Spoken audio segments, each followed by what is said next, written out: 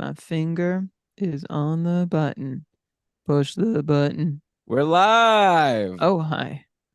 You know what? Just I singing don't mean myself for some Chemical Brothers and Q-Tip. beautiful. Don't hold back. You know, Yeah. galvanize. We should record an album, a What cover would album. uh would you be on the flute and I'd be on the ukulele? No, you'd be singing and Mm. I'd be on the flute. Yeah, you're just trying to make yourself sound good. Um, you know what? Every single time we go live, I'm like, we're live, as if it's like my catchphrase, but it's just like I press the button on YouTube to go live, and then it like takes a moment. And so I'm like sitting anxiously waiting for it to like flip. And then it says you're live. So then I'm always like, oh, we're live. But I don't mean it to come off as like that's my big way I want to start YouTube videos. Do you know But YouTube's getting a little more aggressive with ad blockers? um, I mean, I think that's reasonable, right? Like they are a business and they do sell a premium version where you can avoid ads by paying like their minimal, their, I think reasonable, Do you somewhat. subscribe to that? No, but I never use YouTube actually. Like I don't watch anything, but I know that I think if we get to a point where I do, I probably would. I think. How much is it? I mean, I just went to load to jump into the chat for our show. What did it say? This was my third video of the day, and Oh. then they're like you're using an ad blocker, you can't. We'll show But you we don't three even have videos. ads on our videos. Yeah, I don't know. Oh, It's $13 a month. our friend J A, John A, Oh the yeah. one he works for YouTube. He would be Do very you mad think if they he have a? heard that you were using an ad blocker and not supporting his work. I I mean, call And me I'm hanging out with him crazy. actually in a couple weeks. Oh Maybe in a yeah. week. Oh my God, it's already December I have a 17th. feeling he doesn't like that YouTube doesn't need my support. Yeah, I guess everyone's fine. I don't know. Last time I hung out with him, he was like actually really pitching for me to get YouTube like premium. He was like, "You That should sounds get great. it. It's so." He was like really I'm sure it pushing it. is good. And like, he's probably like if he's worked on it, he's probably Yeah, it's passionate probably about it as a yeah. product. What do All you right. do? What Well, what do you get aside from no ads? I think you could like listen to a video like on your phone, like even with the screen turned off. Like you could listen to the audio of it. Oh yeah, that's the worst with YouTube. Mobile Yeah, YouTube. I don't even bother. I don't. Yeah, yeah. Anyway, we should probably get talk some hockey. Shams is here. Excuse me. Um. Let's So if Shams is here, I think we can go. I think it's time for us to go. I'm gonna be scoreboard watching this whole time. I'm gonna tight little match up here, tight little matchy. So, all right. It's really sad head to head sometimes, man. It's like Honestly, we're gonna. Elon, I don't mind. So you've been in the position where you have like great points for, but a bad record. I actually don't Mhm. mind that because it's like, hey, I'm doing my job and I'm getting screwed. And like to me, honestly, it takes a bit of the pressure off. It's like, look, I don't actually suck. That's fair, but I think history will remember the winners, and no one will remember the points for. Like Hey, if I, I've got my championship. I guess so. I Now mean, I yeah, now I just want to be saved from embarrassed. Like now the bar is lower. Like before I wanted to win it all. Don't get me wrong, I still do. But the bar is no, I lower. understand. Like, don't get me wrong either. Like, I do agree with you that it's like I'd rather, at least if I'm losing, at least know that like I'm putting up the points and having bad luck, so I have excuses and I could whine on the podcast about it. But like, Yeah. also, I just feel like I'd rather just win. Hey, But like, did you lock down a date for that extra show we were gonna do next week? oh, I did not. I never got a response from our potential special guest, Oh, so I'll send a okay. message. Yeah, sometimes people are like, I'll get back to you tomorrow, and then That's tomorrow me. never comes. Well, that's you, and it's lots of people. Yeah. Is that a song? Tomorrow Never Comes? Tomorrow Feels never familiar. knows. Hmm. Tomorrow, I know it sounds musical. Are Oh, you there's a looking at? song by this band I used to really like that doesn't exist anymore. Immaculate Machine. Remember them? Of course. There was like there's no such thing as the future. Maybe that's what I'm thinking of. Yeah. That was a good song. Was that Tomorrow Never Knows is a Beatles song. I just want to search quickly for Tomorrow Never Comes, and then we'll I f- start the show. I feel like there's a Tomorrow, gorilla. Oh, and there's a Gorillaz song called "Tomorrow Comes Today." there's Zach Brown Band has Tomorrow Never Comes. Vice Tone has Tomorrow Never Comes. Oh, and Garth Brooks has If Tomorrow Never Comes. That's it. So That's different. That's so different than "Tomorrow If Never Tomorrow Never Comes." Comes. Yeah, If 'cause that's more changes like everything. if the world explodes. Yeah. All right. Well, let's do this. Okay. Yeah, I haven't thought of my opening joke. What am I doing? Okay. You're gonna make your prediction. Hosted by a guy who, what's my prediction? Who's gonna win his cupful division? Well, I don't say that. It's like the opening joke. I don't want to make it all about me. I never do it about you because I don't know what's going on. What's going on with you that I can make in the opening joke? Hosted by a guy who is just hoping to avoid embarrassment. I don't know. Without context, it's not too funny. What I happened in the am. NHL today, this week? Oh, Ronta, something about Ronta going on waivers. Just hoping to avoid not putting up such a bad performance that we're both put on waivers. Something along those lines. That could be funny. I feel like you've made a waiver joke before. Yeah, no one remembers. I think I'm allowed to do it again. Ron. All right, I'll just make it up as we go. So usually something comes out of my mouth. So I don't okay. know if that's like All right. that's encouraging or not. Yeah! Yeah! Welcome everybody to another episode of Keeping Karlsson Fantasy Hockey Podcast, the longest running fantasy hockey podcast in the world, hosted by two guys who are hoping we're not gonna, not metaphorically, that's not even, oh yeah, metaphorically, not gonna metaphorically Metaphysically. let in a lot metaphorically let in a lot of goals and end up being put on waivers a la Auntie Ranta. Now, this show is going to be another gem. Brian, we said last week, or I said that, I thought that was our best show ever. So we've really got to, keep the bar going high. But I already blew it because I'm in the intro and I'm already talking to you and I haven't even introduced you. What kind of host am I? I am your host, Elon Dubrovsky, but it's not like I'm the main host. We're two equal hosts, and my co-host, who's going to be going on this ride with us through the NHL, looking at all the headlines, the injuries, the outjuries, hot streaks, cold streaks. It's all coming at you in this mega show. With me, it's Brian Com. Brian, how you doing? Hey, Elon, I'm doing good. I've got one move still to burn for my Micah Cupful team going into next week, and I'm really excited to use it at the end of this show. I'm hoping to stumble across to get some clarity on who and how I might use it. Oh, okay. So as we talk through, I could be like, Brian, is this guy available to you? And then are you considering this person? That'll be fun. Okay, a little through line there. So yeah, good luck to you there. I'm actually, Brian, in my couple matchup, I could just talk about myself for a second, which, last week I really indulged and did a whole like 30 minutes on my trade I made with Dave.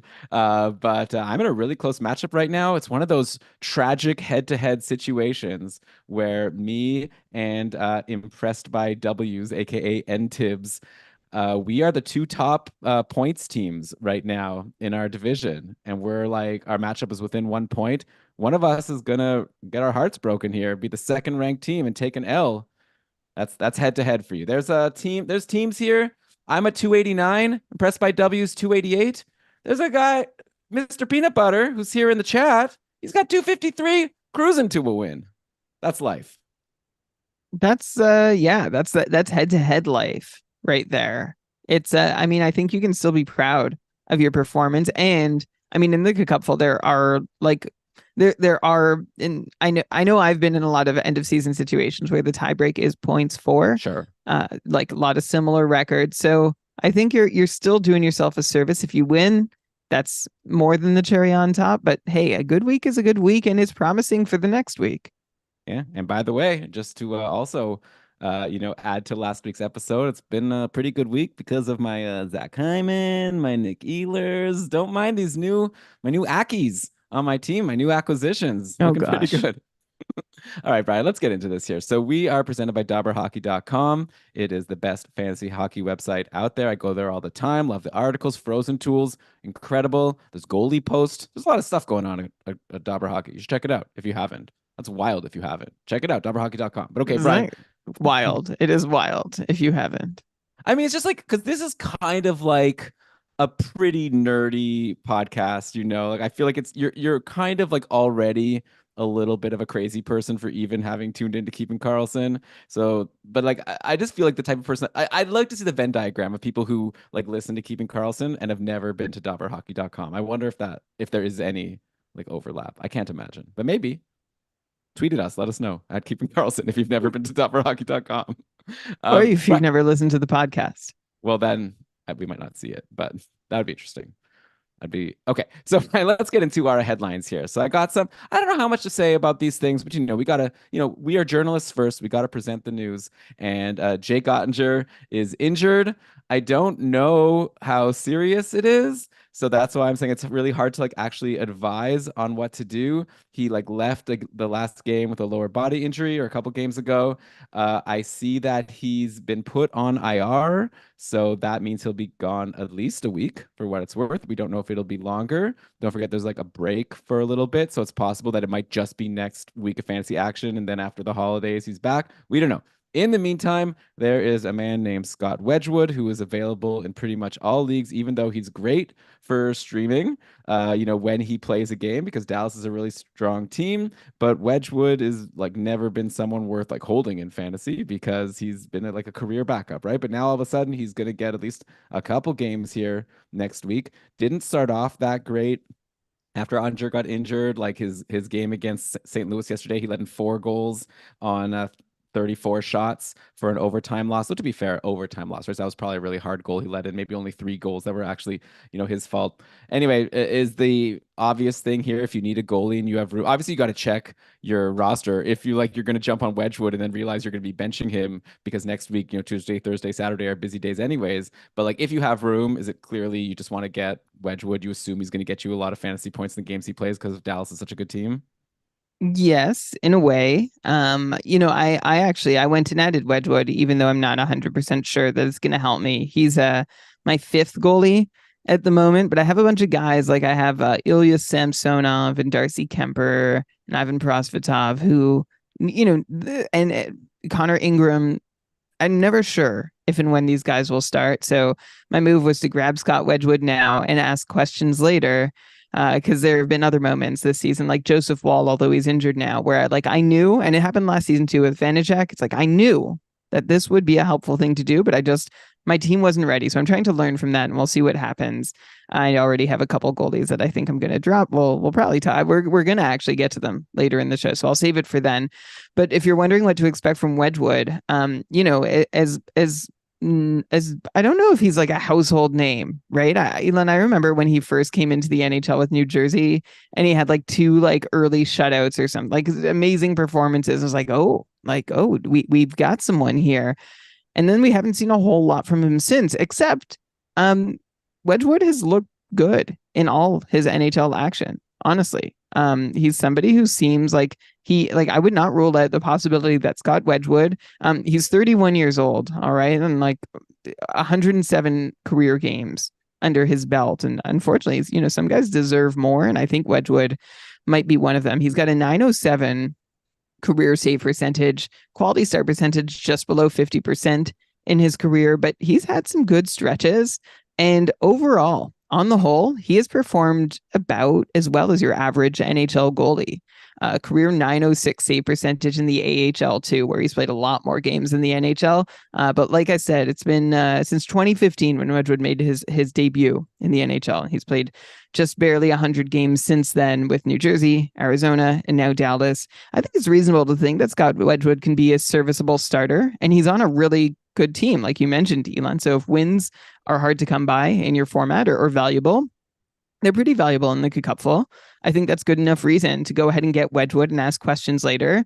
The competition for starts comes from Matthew Murray, who is putting up a 908 in the AHL so far with Texas. And an 8-4-1 record, but that's because the team is really good, and more on that in a second. But I see Wedgwood getting a good crack at being the starter, but I could see the other Matt Murray maybe starting, one of every 3, one of every 4 at least, and more or less than that, depending on results too.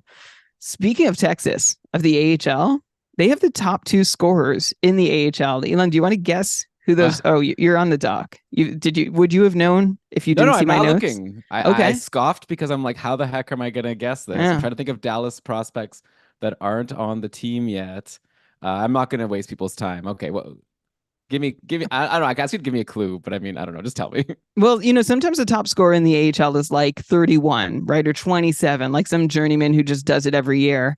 But no, the top two scorers this year are 21-year-old Maverick Bork and Oh 20 yes, year old Logan Stankoven, yes. teammates in Two Texas. people So, who I've heard so many people drool about both of those yeah, guys. Dallas is like already such a good team, and they have these two like super high pedigree prospects. They also have Wyatt Johnston, who's in the NHL, but yeah, still, getting his feet wet. Like this is going to be a strong team for a long time to come. right. And with a young Ettinger, too. And like Pavelski's going to age out, but that's okay because they've got more help on the way. Bork, first round, 30th overall pick back in 2020. He's got 32 points, 8 goals in 24 games. This is his second pro season. But Logan Stankoven, picked in the middle of the second round in 2021, he's got 14 goals and 30 points in 24 games. Is a rookie. A rookie. And they're crushing it together. And sometimes in the AHL there are guys who just get called up, so they can't keep putting up points. But even in a points per game measure, Bork and Stankoven, if they're not the best, they're up there with the best in the AHL. So exciting times coming up for Dallas based on what's going on in Texas. But we were talking about goaltending, and we'll see. I don't know. I think Matthew Murray, we haven't seen enough to know exactly what he can do. But again, if wins matter or starts matter, go ahead and get Scott Wedgwood and then ask questions and adjust later. Yeah, I agree with you. Yeah, look at you with the dynasty takes here. Also, Dallas must have really great scouts, right? Because, like you said, these are later picks that I think if we were to redraft 2020 and 2021, Stankoven and Bork would be going a lot higher. Obviously, Jason Robertson was a steal in the second round. So, yeah, give those people a raise. But let's go to our next big headline here. We got another injury here. Patrick Laine. This one we have a little bit more clarity on over Ottinger. Laine is going to be gone for 6 weeks with a clavicle fracture. So that sounds pretty painful. He got injured in a game versus Toronto on Thursday. And so, yeah, I guess, it's kind of too bad. Laine was in a weird spot, right? Because he was like being kind of buried a little bit by his coach. Like he was getting like third line deployment. He was like even on the second power play in his last full game against Florida. But he had sort of bounced back a little bit points wise. He had 5 points in his last 6 games. He even scored a goal in the game where he got injured. But now, too bad. Now he's off for 6 weeks. And Brian, actually, I had traded Patrick Laine last week to Dave. I feel really bad about it. This was before the injury, the trade like process, and like a day later he got injured for 6 weeks. I got Mackenzie Weegar. I'm just kind of on this like quest right now to remove any players from my team who like annoy me and make me feel dumb because I drafted them so high. And so Laine was like next after I'd already traded away Ovi and Karlsson and Troy Terry. So yeah, but I do feel bad. I didn't mean to trade someone who was going to be out for 6 weeks. But with Laine out of the picture, so Columbus is, obviously like always messing around with their lines. They do have one line that's really sticking together and looking really good, and that's the three Russians line: Marchenko, Chinnikov, and Dmitry Voronkov. These three are all just incredible right now. You have to take a look at their stats. If any of them are available in your league, Brian, I feel like I like all of them. Like Voronkov is probably the third best. Like he has 4 points in his last 4 games, doesn't shoot a ton. Marchenko has now 4 points in his last 4 games, shoots more than Voronkov, also gets more power play time. And then this guy, Igor Marchenko, sorry.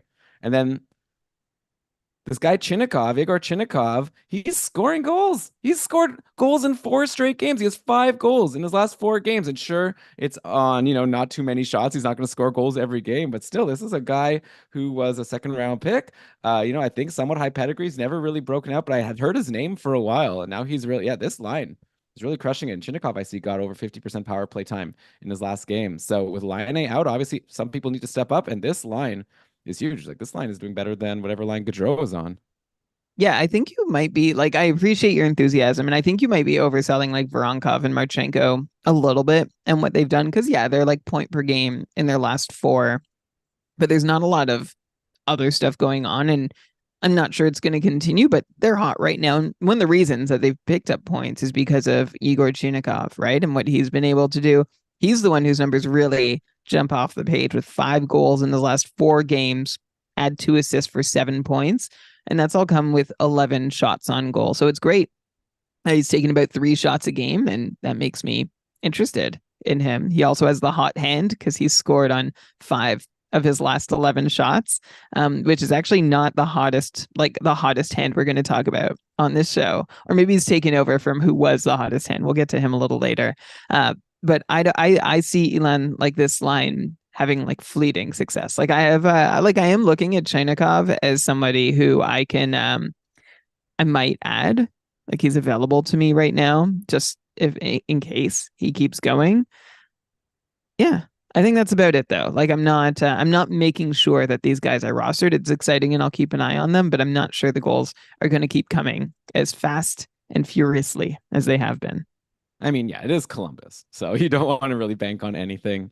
Like some other guys, like someone's gonna have to step up, even though it's not like Line was getting so much ice time. But Kent Johnson had a big game, 2 goals and an assist versus Toronto. Like Fantilli, I saw some tweet that he got like the most ice time that he had yet this season, a couple games ago. I don't know, he had an assist in the last game versus New Jersey. Like Columbus lost that game against New Jersey. I think things are gonna shake around, so I don't want to like dive into like the lines and the power plays. Like Emil Bemstrom got top power play time last game.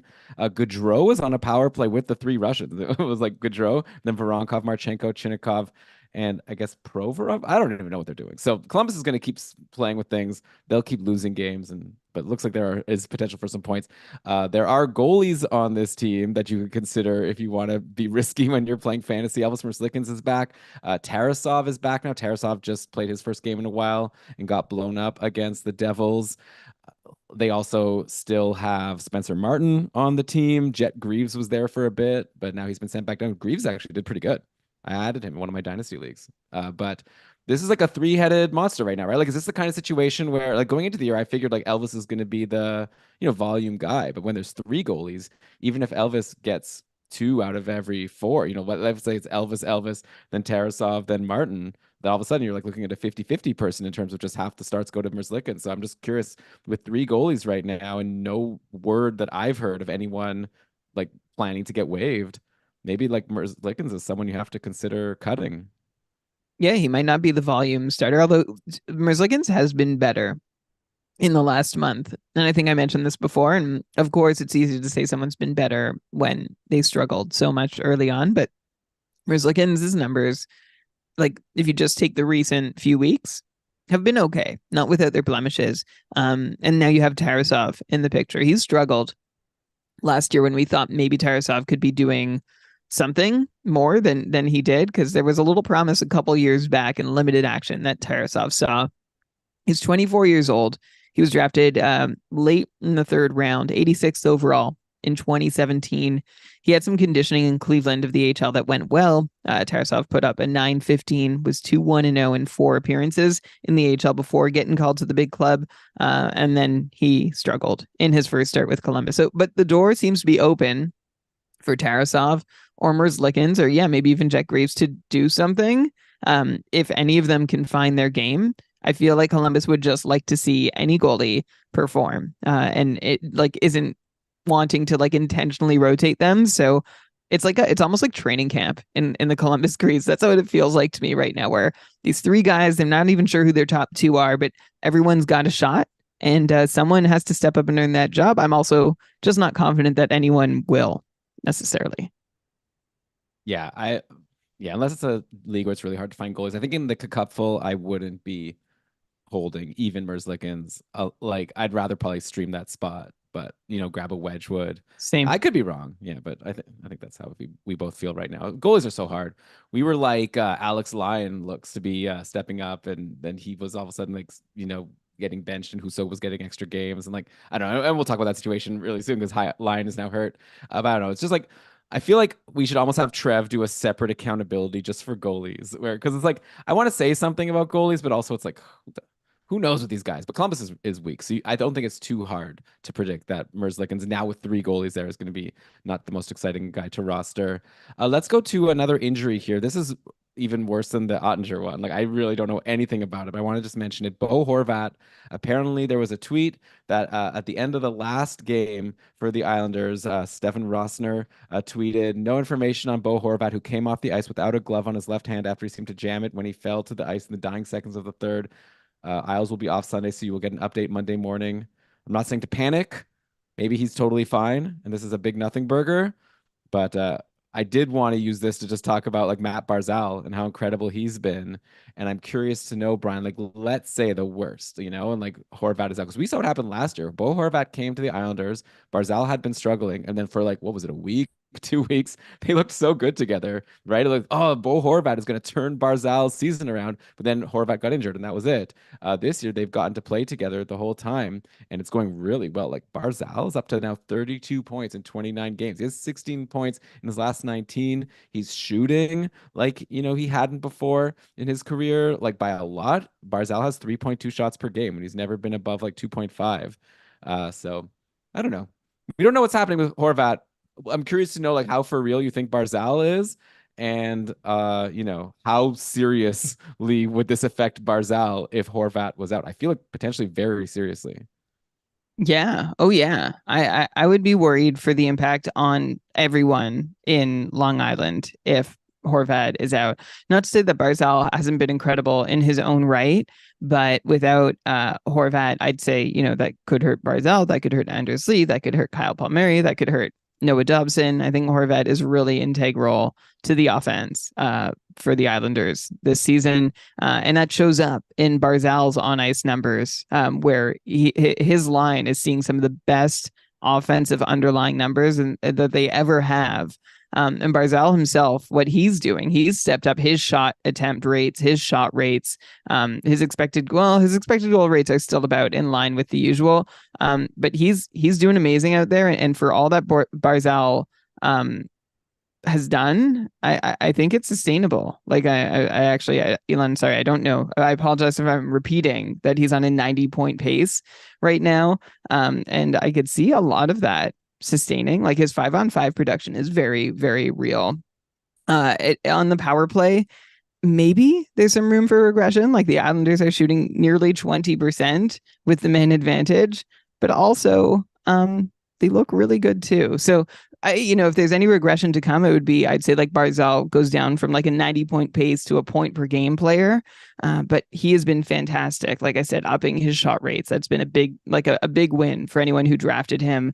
And if Horvat's out, I could see him being impacted, but I can also see him being good enough to like hang in there. Barzal's 26 years old now.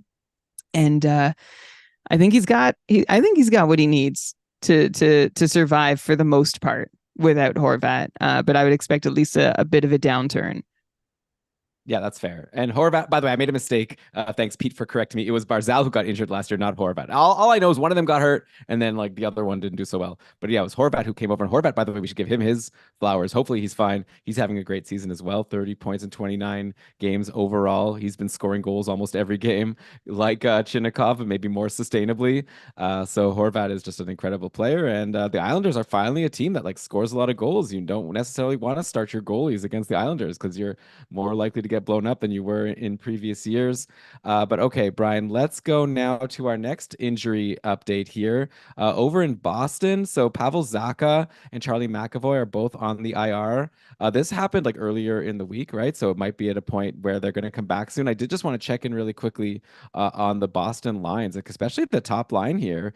David Pasternak has been playing with Danton Heinen and Morgan Geekie, which are two guys that if I were to, ask people to fill out a Sporkle quiz of the top liners in the NHL, I don't think that these would be the ones that don't get picked until really late. But Danton Heinen, he's been around for a while. I'm not too. I'd imagine he gets bumped. I think Morgan Geekie's the more interesting guy, right? I remember we talked about him in the offseason. I saw some stat about had like a really high like points per 60 or something. It was like there was some stat of like, and which is generally a good way to predict like if this guy just got more minutes, he could do something. Well, now he's definitely getting more minutes as a top liner in Boston, at least for the last week. And look at this, he's got 4 points in his last 4 games. So obviously this is more of a deeper cut. but I gotta ask, Brian, is there any chance that 25-year-old Morgan Geekie is for real? And like, when Zaka comes back, he gets demoted, but who knows? It's not like Zaka was an entrenched top liner before this year. So maybe the Bruins like what they see. I don't know. What's your take on Geekie? My take is that there's like definitely some unrealized potential, but I also like I'm not sure whether we're going to see that potential. Geeky's a former third round pick of the Carolina Hurricanes. In the AHL, he's been like mostly successful. He played basically his rookie pro season there in Charlotte. And then in his second season, he had 42 points in 55 games and hasn't spent a whole lot of time in the minors ever since then, but has never also really had a sustainably big role in the majors either. He's already 25 years old, which means I feel like, there's a chance if Morgan Geekie all of a sudden gets like a whole lot more ice time and is deployed in a way we haven't seen him get deployed. We'll see more from Geekie, but the question with that is always like it's chicken or egg, right? It's are we not seeing Geekie perform because he's not getting opportunities, or is he not getting opportunities because he just fails to earn them in a lot of circumstances? But this is right now the greatest opportunity that Morgan Geekie has had in his career. He's played over 17 minutes now for 4 consecutive games. Up to date this season, he'd played once over 17 minutes, and that was back at the end of October.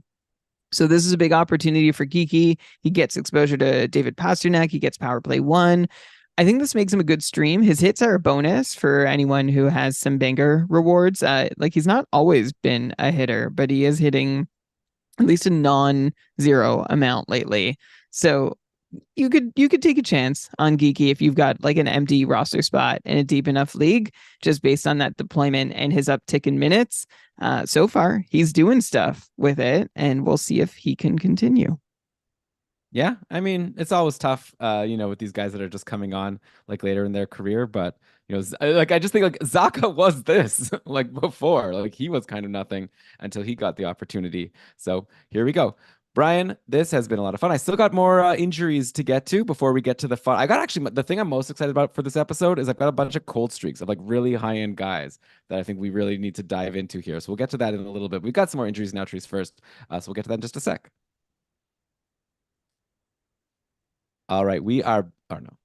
Welcome back, everybody, to Keeping Karlsson. We are still looking at some injuries here. And Brian, I got a couple goalie injuries to throw at you. First of all, Alex Lyon is hurt over in Detroit. He had been for at least a stretch, like having a good run, looking like he was stealing the net from Ville Husso. If Alex Lyon, again, this is another injury I don't have like a full update on, but Husso had already gotten 2 games in a row for the first time in a while. And so I'm curious to know now, because we had even recommended on the show, like you could probably drop Husso. Lyon is looking like he's like a pretty good alternative to get a lot of starts in Detroit. But now if Lyon's hurt and Husso, just had a really great game versus Philly in what did he so he played half the game? Oh, because Lyon got hurt, right? So he came in and then got a shutout the rest of the way.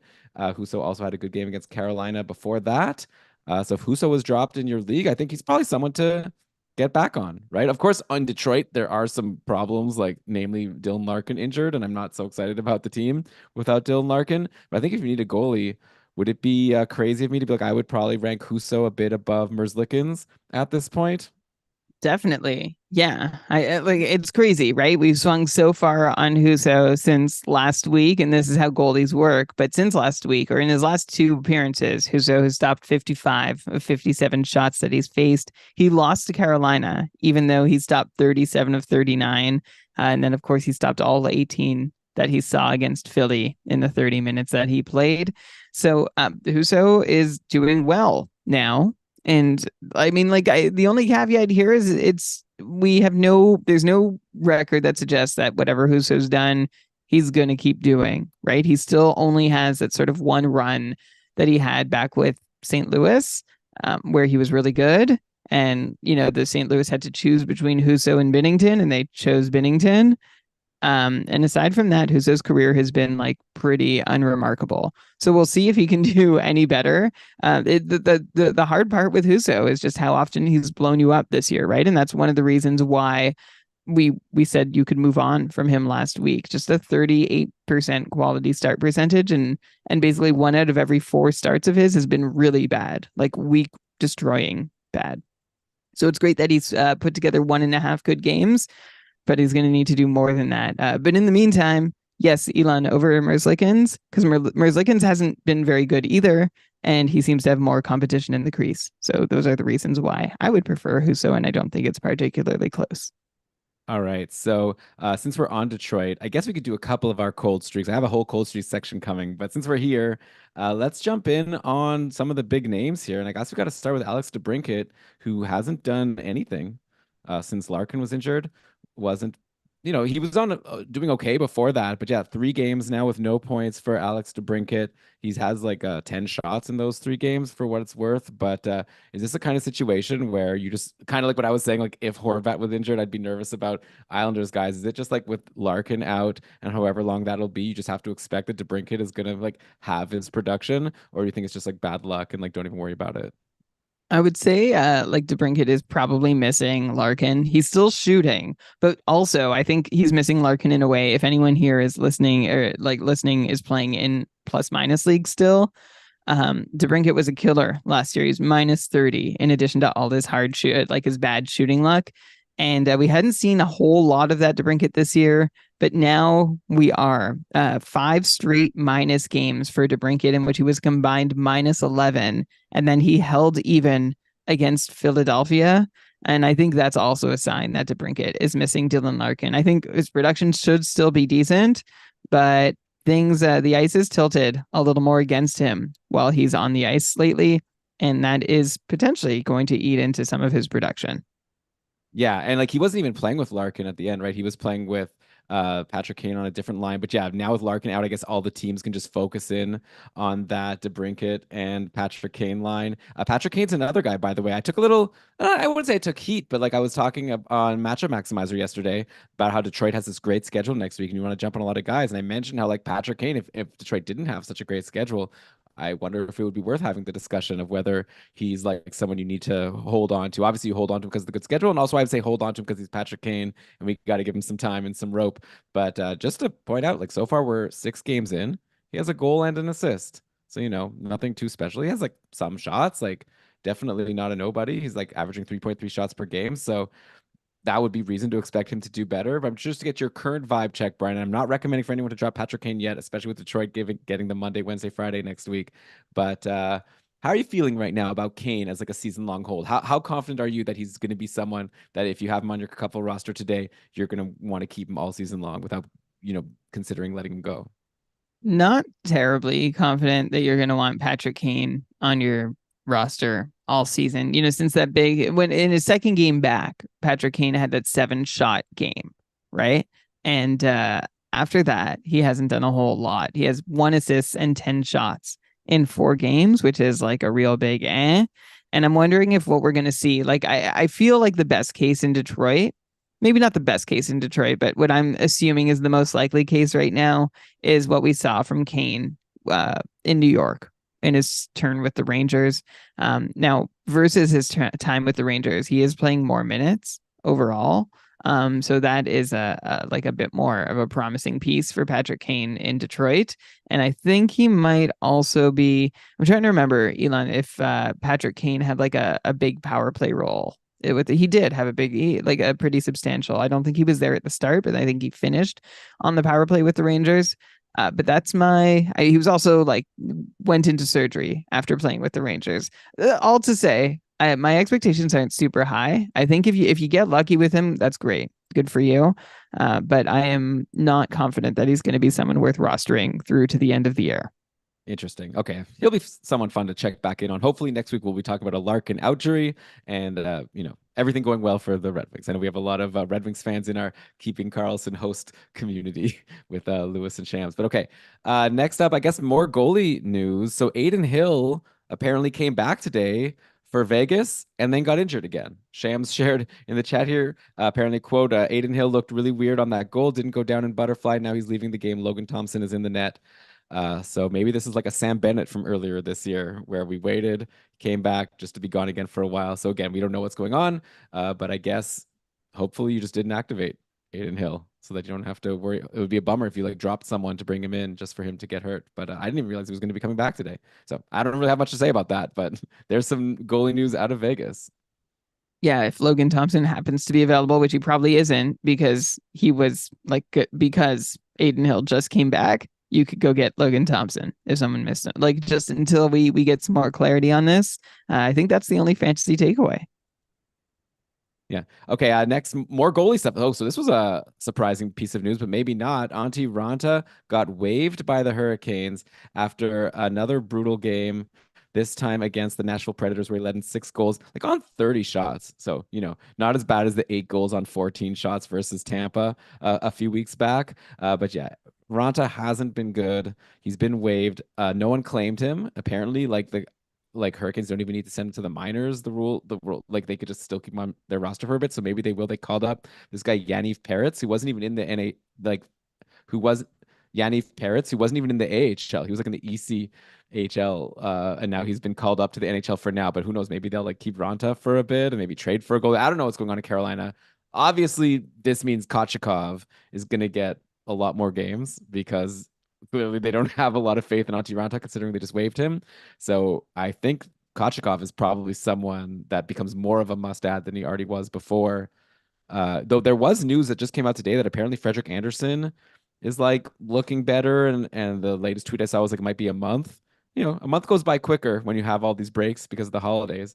But in the meantime, I think Kochekov's going to get a ton of games, and he's been looking better lately.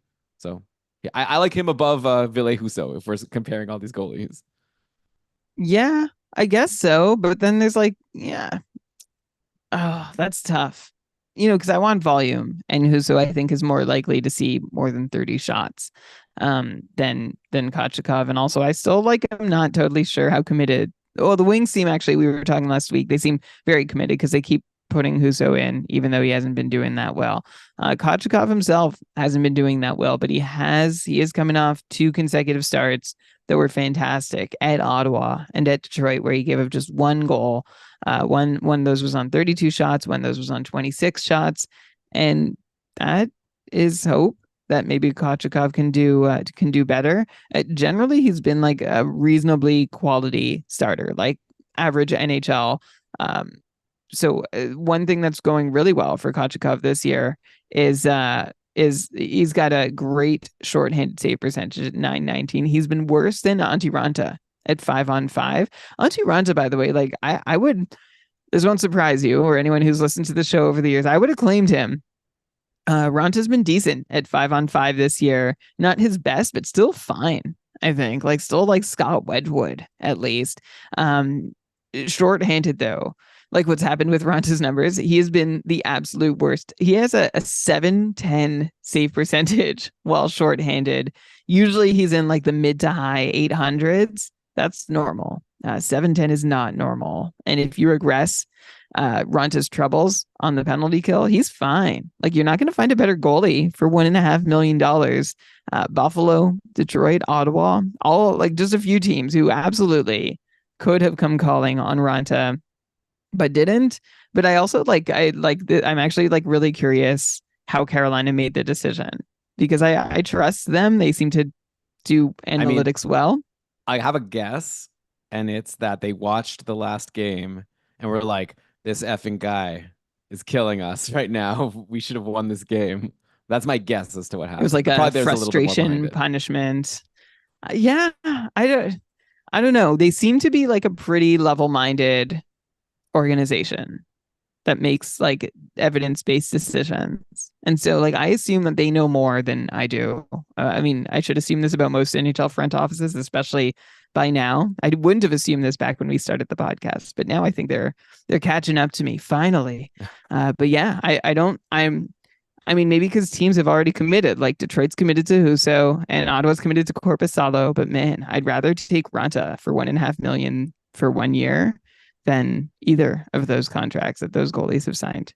I mean, they could have just signed him in the offseason then. I guess they would have had to offer something to beat Carolina. But anyways, I don't think anyone's like really regretting not having grabbed Ranta, but we'll see if he gets back to the NHL. I am seeing here that he was sent down to the AHL to the Wolves. So I guess we'll see if Ranta can do well there or if he pulls a Jack Campbell and just like also stinks in the AHL and probably never comes back. That's that goalie injury. Let's do more. Oh, actually, no. Since we're on Carolina, Brian, I did want to bring up Tony DeAngelo, who like got back in the lineup. So he's been scratched for like a million games in a row, but then D'Angelo has gotten back in. I don't think I've ever seen this before. He's been playing so little. Like he had a 9 minute game, a 10 minute game. Then he had a game where he only played 5 minutes and 39 seconds, but he scored in that game on the power play. He's top power play. Like we've seen players before, like Kalen Addison, like top power play, but not that much even strength time. But even still, it was like 15 minutes. I don't know if I've ever seen the top power play guy getting like 10 minutes. But yeah, so D'Angelo, since he's come back, has a goal and an assist, both on the power play in 3 games. He's playing today against Washington. Again, he's on the top power play, but barely playing aside from that. It's so tricky. Like, normally you want to recommend a top power play guy in fantasy, but Yeah, you but want someone if playing a that's little all more. he does, and Elon, I'm trying to remember. Like we always talk about Nason as like this power play specialist. I swear there was someone else who was doing this not long ago from a defense spot. Was it Tyson Berry? Well, I brought up Kalen Addison as someone I remembered. Yeah, I yeah. I don't feel know. like yeah. Anyway, we talked about it at the time too, and no, I'm not interested. Like a power, like because I mean, it depends on like. Of course, it depends on your categories and the depth of your league.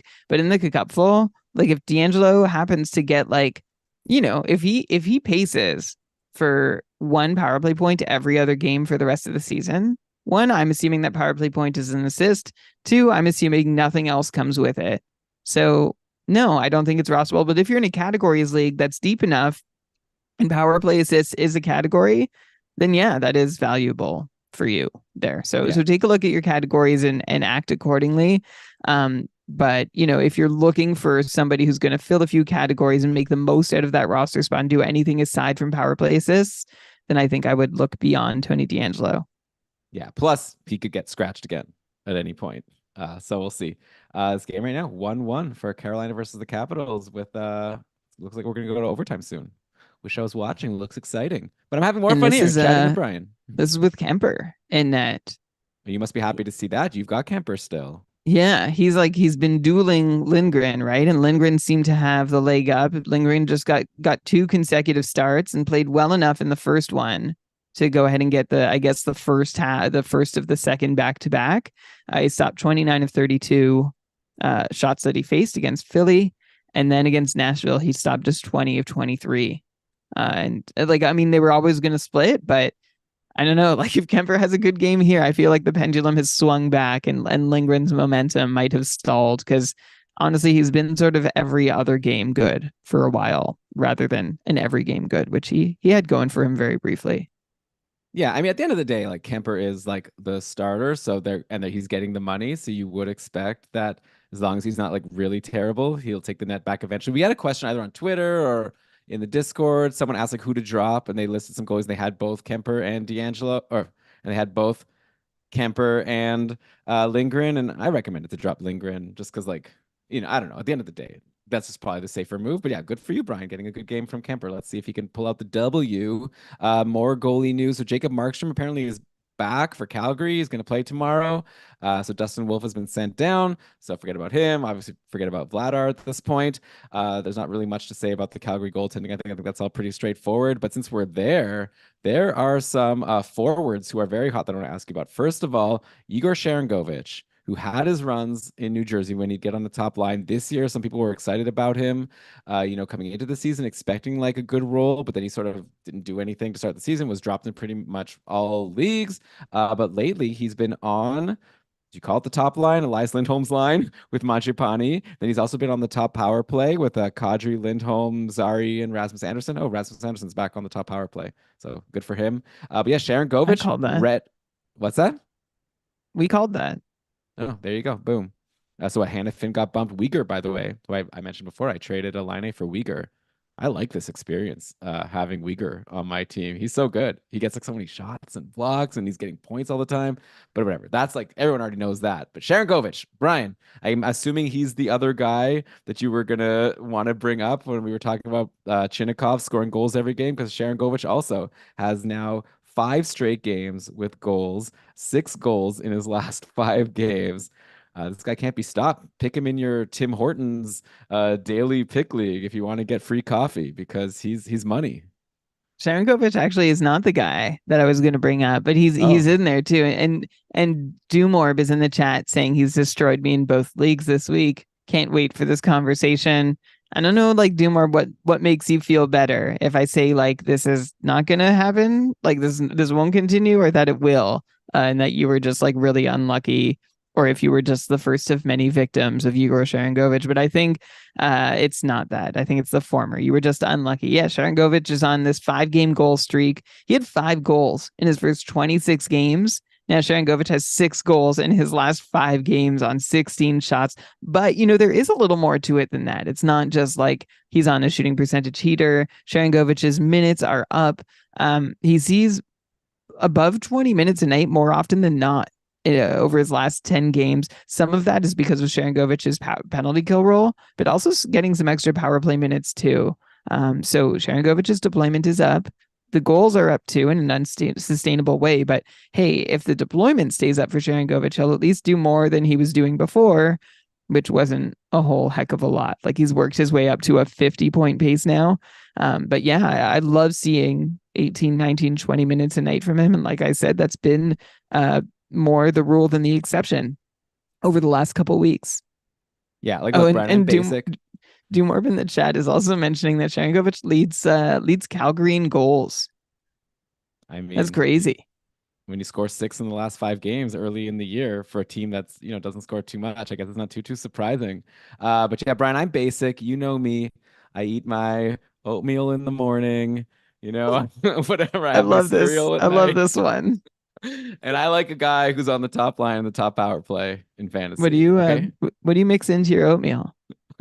Sometimes some peanut butter, sometimes some nut and seed butter, sometimes some almond butter. You Pick ever put pick a anything butter. like sweet to balance it out, like some frozen berries Yeah, or some yeah, jam? yeah. Berries for sure, not jam.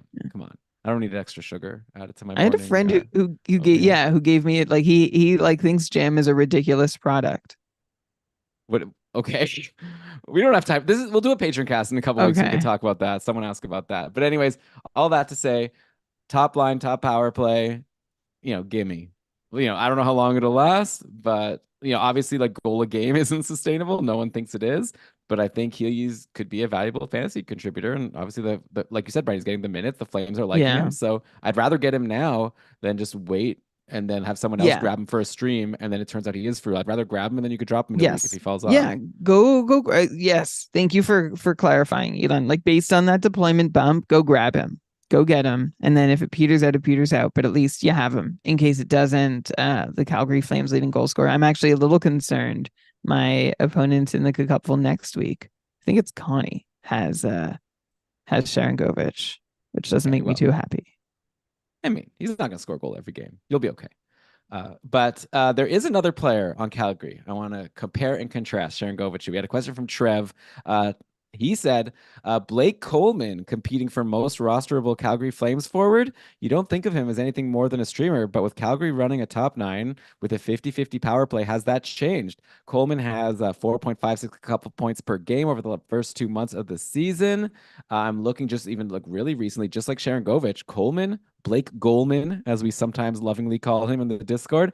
He's hot right now. 8 points in his last 6, 3 goals and 5 assists. He's taking shots. I like Coleman. He's so solid. But like, who would you take between Coleman and Sharon Govich? Well, Coleman was my Sharangovich this week. Like for those my opponents, like hot guy. Like Coleman crushed. He was leading anyone in the matchup for a long time in fantasy points. I haven't checked lately because I'm losing my matchup and like I'm good. I don't need to go look. But Coleman's been hot. Yeah. No, he's been doing fantastic. His minutes are up some, not quite as much as Sharangovich's, but they're up.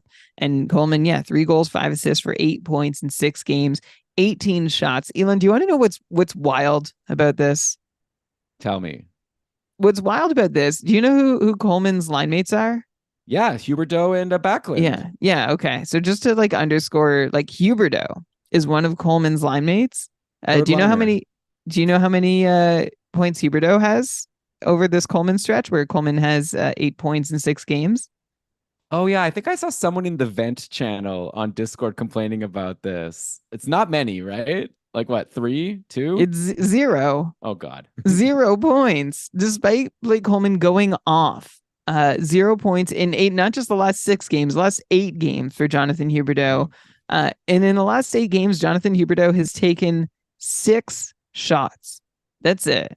So like if you're still holding Huberdeau, you're snoozing. I'm gonna call it right here. Like it's over for Jonathan Huberdeau unless he does something more. Can you imagine paying this guy like knowing that your team I don't want to rub it in at all, but gosh, that's a big contract to be holding at a rough moment. Like as a Sens fan, like I'm sure I've shared this before, right? When Alfredson left, like the organization's reaction was, "Hey, we better go get someone," and it was Bobby Ryan, and they brought him in. I think it was $6.5 million for 6 years, which was at least 4 years too many, and it was like a little hard to watch that contract play out, just because like it represented this like it represented a moment that the organization made 2 mistakes, right? They let go of someone, they let someone go who they should have never let go, and then they had this like silly overreaction to try and correct things. And that's anyway. I'm just saying I feel for you, Calgary fans, and I hope Huberdeau can find more.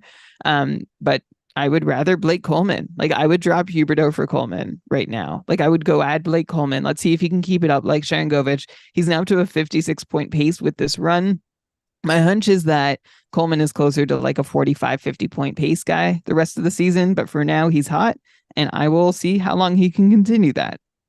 Yeah, I think it's very reasonable to say that Huberdeau might have currently the worst contract in NHL history. I think there's a very strong, like I can't even think of Oh, what's the top competitor. Maybe that's a fun uh, another patron cast question, but I well, think there's like the like David Clarkson contract is and like Bobby Holik. okay, but how bad were those? They Like were bad. but how we're talking like how much is Huberdeau making? Like 11 million for eight Yeah, years? it's at least 10 and a half. I mean, like you'd have to like inflation adjust the Right. contracts that have happened in the past. I mean, So like David Cristobal Clarkson, Huet. Oh, Ben in the chat saying Rick DiPietro. yeah, I guess before they had that like max 8 or 7 years rule, there were some pretty insane contracts. So I don't know. And I think before there was a salary cap. yeah, so Huberto's in the conversation. Okay, Brian, let's take a break, do a bit more news. We'll finally get to those cold streaks I want to talk about. We've talked about some along the way. Huberto's one. Talk to you soon. All right, we are back. Brian, so we talked about this when we did, by the way, Brian, that was fun on Thursday when we did short shifts together. Look at us hanging out twice a week. It's amazing. We're It gonna is do a doing patron cast wonders for our sometime soon. friendship. Yeah, I think next week, Yeah, we'll maybe we'll figure that out. We'll sometime in the schedule next that. couple of weeks. We should probably talk about that. But yeah, we had a fun time. We talked about the Blues and how they fired Craig Berube. So now we have a bit more data points, right, of the new lines with the Blues, with the new coach here. They've been rolling just their three best on the top line, Kyrou Buchnevich, Thomas. So no big surprises after, Jake Neighbors had his run. We mentioned on the Short Shifts episode that you can drop Jake Neighbors. I definitely still stand by that. If you're holding him, you're snoozing. But the power plays are wild. In the last game, the top power play was Buchnevich and Thomas. That makes sense. And then Oscar Sundqvist, Braden Shen, and Torrey Krug. So that left Kyrou on PP2, which would have me concerned. But of course, he scored a goal and had 2 assists and took 9 shots in that game versus Dallas. So that makes me less concerned. So I'm curious to know, Brian, right now, Jordan Kyrou, is he like someone that he's been frustrating people all year. Maybe now's your chance to finally sell. That's kind of what I like to do. If I have a slumping player that I want to trade, like I might think to myself, like, let me just wait for like one more good game and like then trade him because then at least I'll get something better for him because people are going to believe that it's coming back. But of course, then I trick myself into thinking, but what if he is actually just like back to good and I don't want to trade him? And then after another like 3 pointless games, I'm like, oh, why didn't I trade him when I had the chance? So where are you with Kyrou? Is he like someone you should try to trade right now as fast as you can? Or is he someone that's about to continue to go off now that he's at least back on the top line, even though, yeah, he's not on the top power play? I'm still on buy low for Jordan Kyrou. The monster game on Saturday with 9 shots and 3 points. He had a power play point in 5 seconds of power play time. It was a quick conversion for Kyrou. And I think that was the only power play opportunity that the Blues saw. But they did have another unit on for like the first chunk of it, and then Kyrou came on with the second unit. So I still want more power play time on ice for Kyrou. And I'm wondering if like he's still not on the top power play, but I wonder if the road there has been simplified with the change in coaching and maybe a little bit of room for a breath of fresh air to encircle Jordan Kyrou, regardless of Craig Berube and what he thought of Kyrou, though, and whatever drama or whatever was happening, interpersonal stuff was happening, Kyrou is shooting just 6%. And if you just regress that to his usual, which is a little more than double that number, like he's been shooting 13, 14% the last couple of years, Kyrou's already just back to his 73-point pace once you just correct for his shooting percentage. And that's with only 5 power play points and 30 games, which he was on a much better pace than that last year. And he will be on a much better pace than that if he does find his way back to the top power play. I like that Kyrou is still shooting. And I'd say, Elon, like I would, if someone wants to sell on him, I'll buy. I think that buy low window on Kyrou may be about to close with this, though. Full disclosure, I think I probably said that like at least a few weeks ago too, the last time we talked about Kyrou. But unlike Huberto, I'm still believing that Kyrou can salvage something of this season, more so than I think, we've talked about Johnny Gaudreau, decrease your expectations, Patrick Laine, decrease your expectations, Jason Robertson, decrease your expectations, Jordan Kyrou, I'm not ready to decrease my expectations yet. I'm holding out hope that even without top power play, he can pace for 65, 70 points. And I still think there's a good chance that he does get back on the top power play at some point.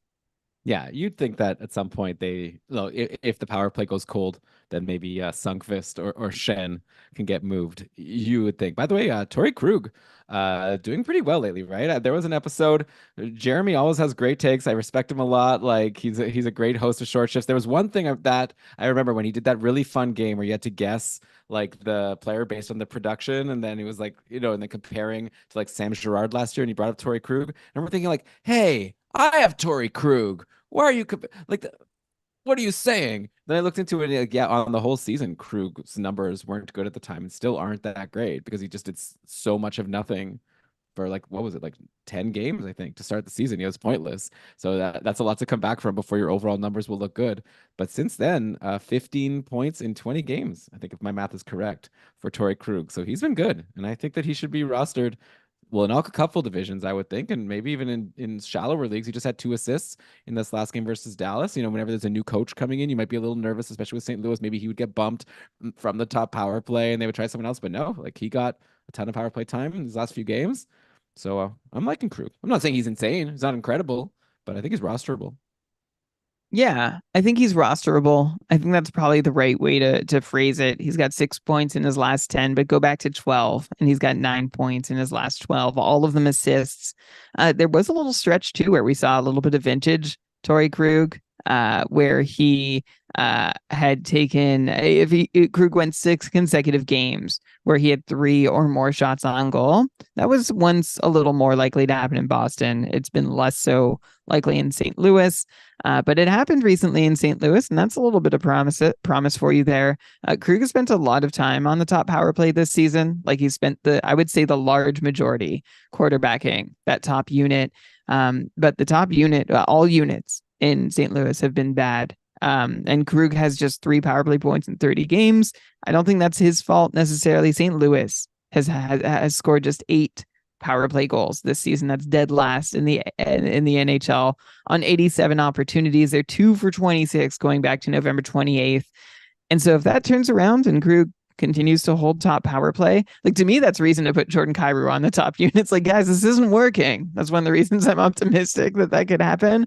That would help Torrey Krug at least keep up some sort of fantasy relevant production. But this has been one of Krug's, honestly, his most productive stretches that we've seen in the last couple seasons. He was a 55-point pace player in his second year in St. Louis and 51-point pace in his first year, which would normally be good for Krug, but the shots went away as he still had, and that's not as great production as we were hoping to see from him. So still keep your expectations tempered, but it is nice to see some production coming from him because it has been a while. Yeah. Okay. One more piece of news here before we finally get to our cold streaks. Over in Pittsburgh, Rickard Rakell apparently could be back like as soon as tomorrow for the Penguins. We've already got line combinations. He's been at practice, like full participant. In today's practice, they were rolling Rakell right on that top line with Crosby and Gensel. Then there's a guy named Valtteri Puustinen who's now played 4 NHL games, and he's been playing on the second line with Malkin and Riley Smith. So obviously Raquel is your high end option if he's in free agency. I feel like you want to jump on him. He's been so bad this year, but now he's had a vacation. Maybe he's had some time to get his head right along with what was ailing him physically. And yeah, I'm curious to see if Raquel can try to bounce back. There was also some power play practice, and Raquel wasn't on the top power play. This guy Pustonin was there. So maybe that'll last. Maybe it won't. Pittsburgh is scoring a few more power play goals now, though in that last game versus Toronto, they clearly didn't because they got shut out 7-0, a brutal game. So if I wonder if that could lead to Pustonin maybe getting bumped for Ricardo Raquel, who's had so much success from last year on that top power play in Pittsburgh. So I actually grabbed Raquel like last week and stashed him in my IR with my last ad, and I'm maybe not gonna take him out right away. I might wait and see how he does, but he's definitely someone I'm interested in. So Brian, yeah, I mean, hard for you to analyze. We don't have any new data for Raquel, but it's a good spot. What do you think about him? And also, just for the fun of it, who the heck is Valtteri Puustinen? And like, how interested should we be in this guy if he's in the top 6 and on the top power play for now? I actually added him in one of my dynasty leagues. Curious to see how that'll last. Oh, Brian's video is frozen for me. Are people hearing me? Is it my internet that's bad, or is it Brian who went away? Oh, Brian went away. Well, sad. Oh, I'm here alone. So alone. Wait, no one in the chat is saying anything. I know there's a delay. Is it me? Maybe it is me. Oh, okay. People can hear me. Well, bummer. You know, Brian used to like plug in his computer to the internet, and then at some point he said he stopped doing it. I guess generally he's good, but I wonder what happened. What should I do? All right. Well, let's take a look at what's going on the scoreboard today.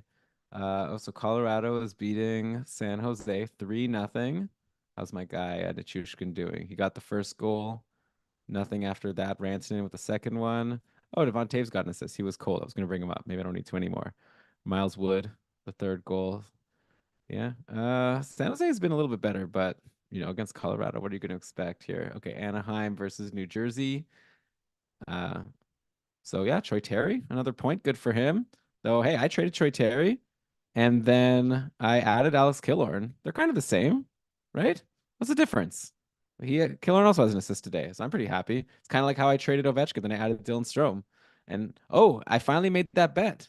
Who was it with Mason? Let me check. Who was it? Oh, Brian messaged me. Now I can see what's going on. Internet trouble. He's good. He said he's gonna give it a minute and hope for the best. Okay, let me see. If I go to episode discussion here, who was the person who agreed to this bet with me? Ah, Mason. Yeah. All right. So I'm betting 10, but I could win 50, 5-1 odds that Dylan Strom gets more fantasy points than Ovechkin for the rest of the season. I guess starting today. I don't think that because I think this was like after we saw the big game on Thursday. So for today, my Dylan Strom, 5 points. Thank you very much. Oh, I guess it was yesterday's game also. Okay. So yesterday Ovi actually did pretty good. But let's see, what did Ovechkin do today? Uh, Nothing. 4 shots. No point 2.75 overall. Ovi, man. Not missing him. So that's a shame. Pete saying, "Did you see Terry's goal versus the Isles? He passed it across the ice and hit someone else's foot and just went in." Okay, yeah, I'm not missing Troy Terry either. It was honestly, it's like feels so good to have all the people who I hated on my team. I was looking back at my draft. I flubbed that draft so bad, and now like I love my team. Like everyone's gone who bothered me. I've traded like 4 of my top 5 picks, and the only or no, yeah, 3 of them. No, I still have Tage Thompson and I still have Philip Forsberg, but I've traded Karlsson, Ovechkin, and now Patrick Laine. And I love my return. Everyone's getting points now. And fantasy can be fun. Trade my DeBrincat for Ovechkin. Maybe. Ovechkin is shooting like so much. I haven't seen the shots. Like I don't know if anyone has access to this. I want to see a compilation of all of Ovi's shots from the past month or so, because like are these like because there's two kind of possibilities. Are we talking like Are these like just like typical dangerous Ovechkin shots and he's just having the worst luck ever? Like every single, or not what every single, but like half of them are like the goalie like making an incredible save that you'd think like most of the time that would go in? Or are these like just Ovi just, firing away because he's trying to do anything and like they're going into the chest of the goalie? Like I just want to know how dangerous these shots are because there's these expected goal models, but I think they're mainly about where the shot is taken from on the ice to see how dangerous it is. But I'd also want to know like how good of a shot was it? Like, or is he just like, how fast, you know, the velocity of the shot, the accuracy of the shot. Um, Thompson has got to figure it out. I also have Thompson on my list of cold streaks. I really hope Brian comes back. I have a big long list. And I don't want to be the one to say that you should drop these guys because I'll look really bad. I want to see if Brian's gonna say it.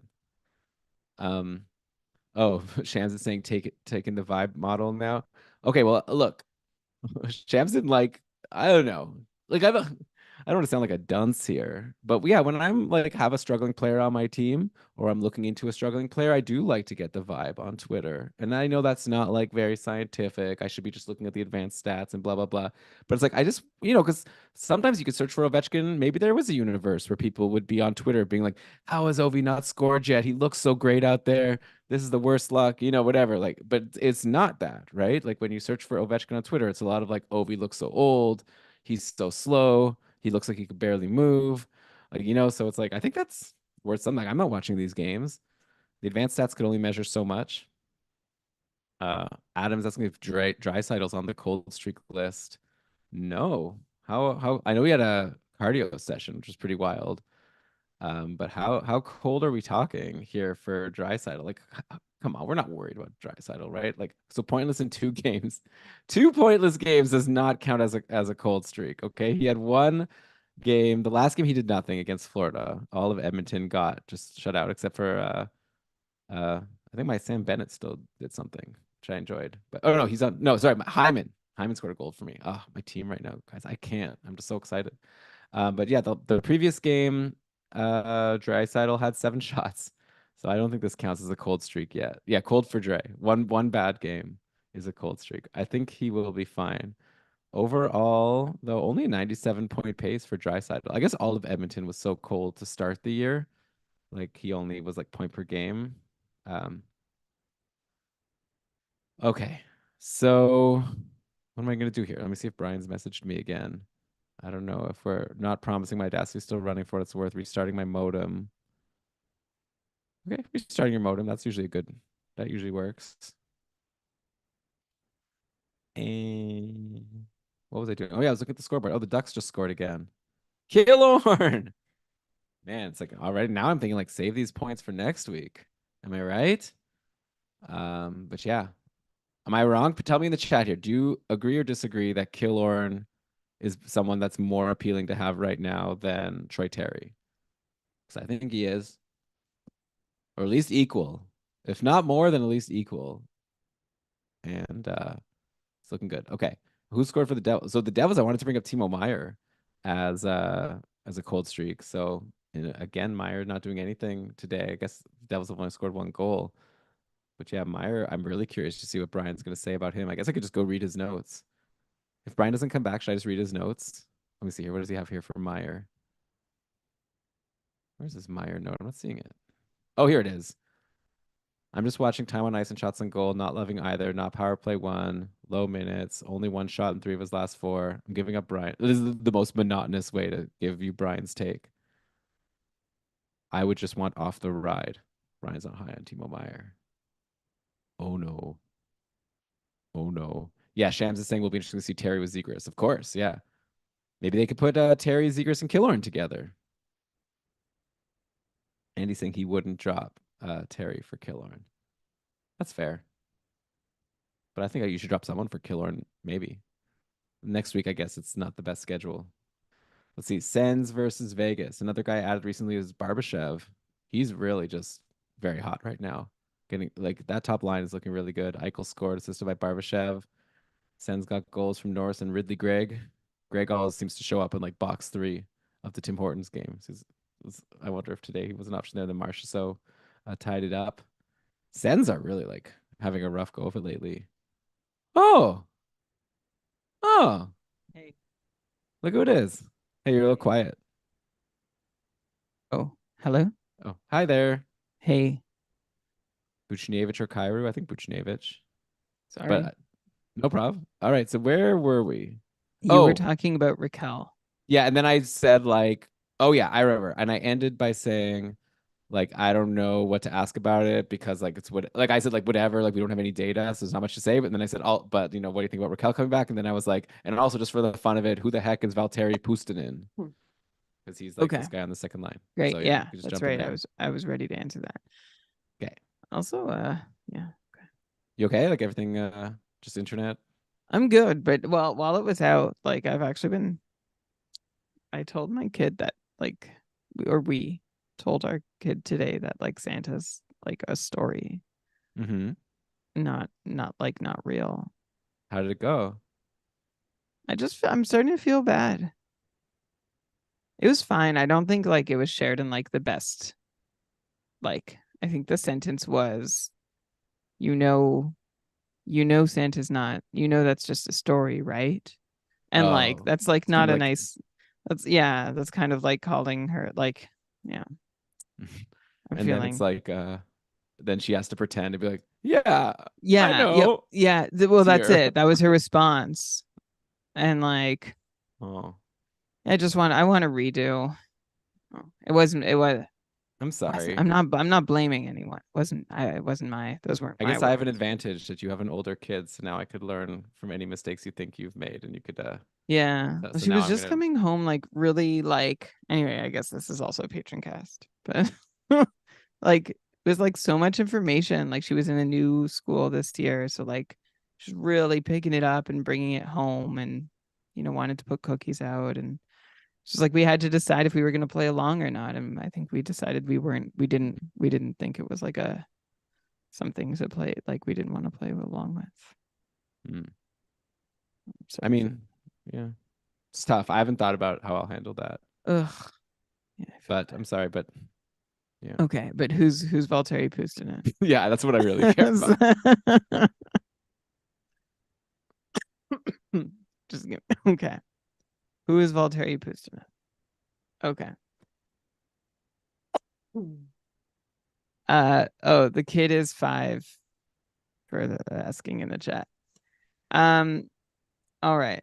Yeah, well, so I was feeling I hadn't given it a second thought, and then my wife texted me during the show. Then I saw it when the power went out, and it's like, because I'm in the basement and they're on the main floor. And my kid asked her, "Is the tooth fairy real?" And like I just like I feel ugh, feels bad. Is God real? Yeah, I It's know. it gets Well, tough. yeah, well, kids aren't that excited to talk about God, so Okay. and like mine has been like just dying to lose teeth so that she can get something from the anyway, the question was and then I think it's almost better if you know the tooth fairy isn't real, then you know it's your parents and you can negotiate. the I guess so. It's very practical. The response was, "Do you think so?" And her answer was yes. So like that's nice. Like magic hasn't been ruined forever. But like definitely the way we said it was not. It's okay. She'll be fine. She's cool. Like Ugh. All right. What am I doing? Who's posted in? All right.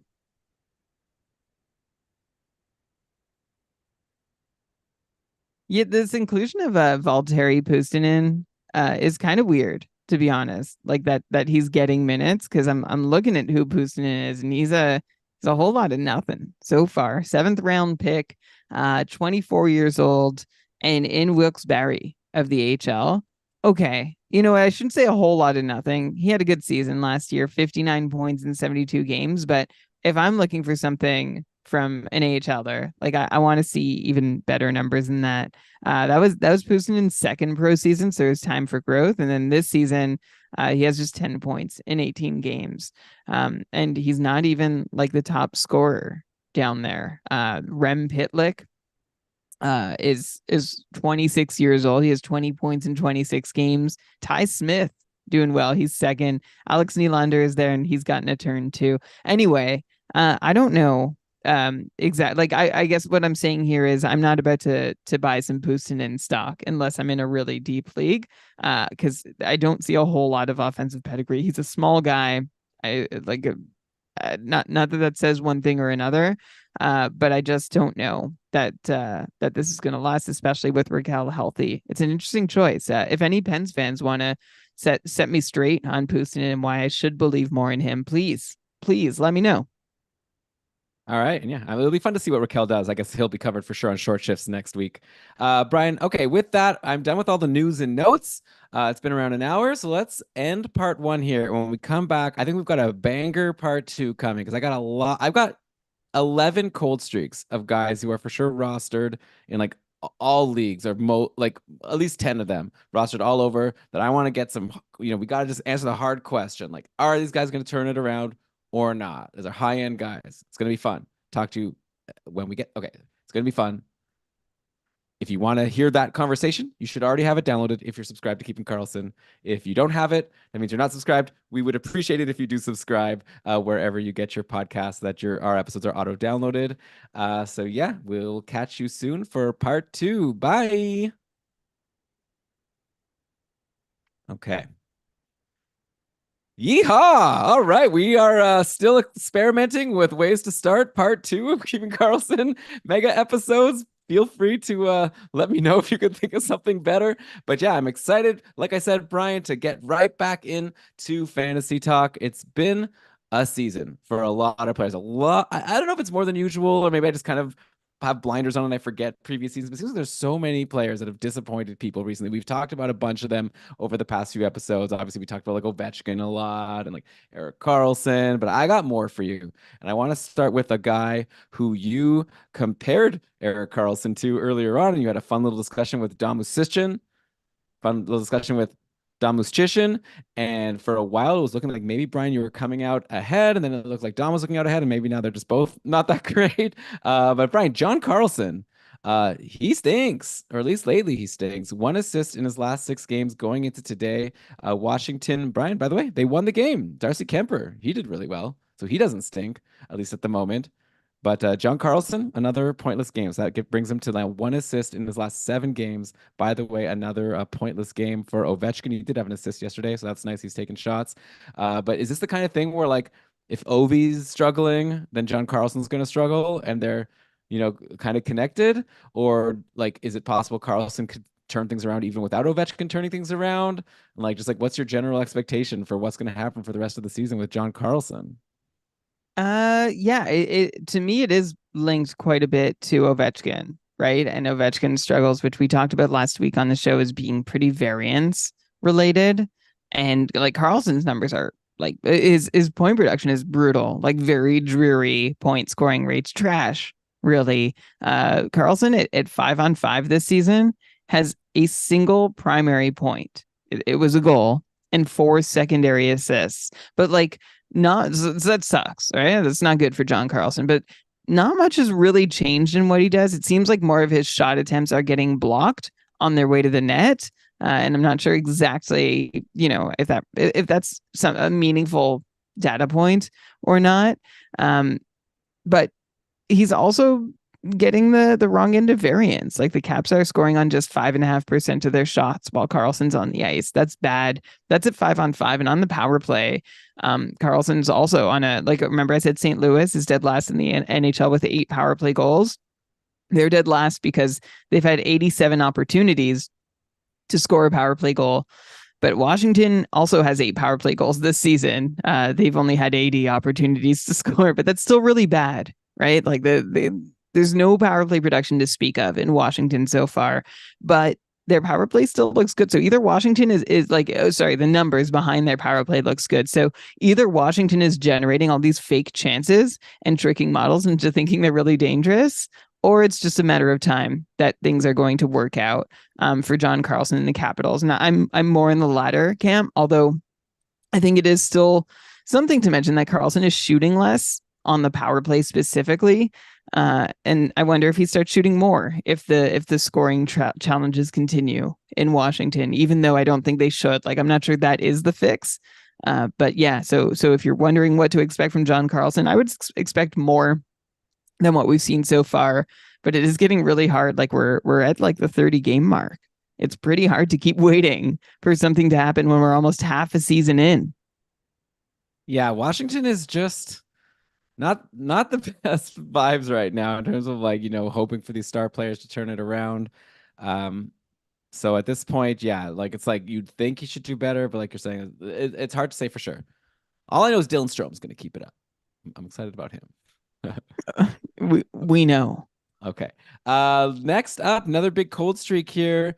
Igor Shesterkin, Brian, on the Rangers. John asked, has there been a detailed discussion yet about what's up with Shesterkin? His even strength save percentage is way down, but I'm not good enough with looking at underlying numbers to determine if this is a him problem or a team problem or a random variance situation. So yeah, just to give the overall numbers here, like not the underlying numbers, but the overlying numbers. We're now 18 games in for Shesterkin.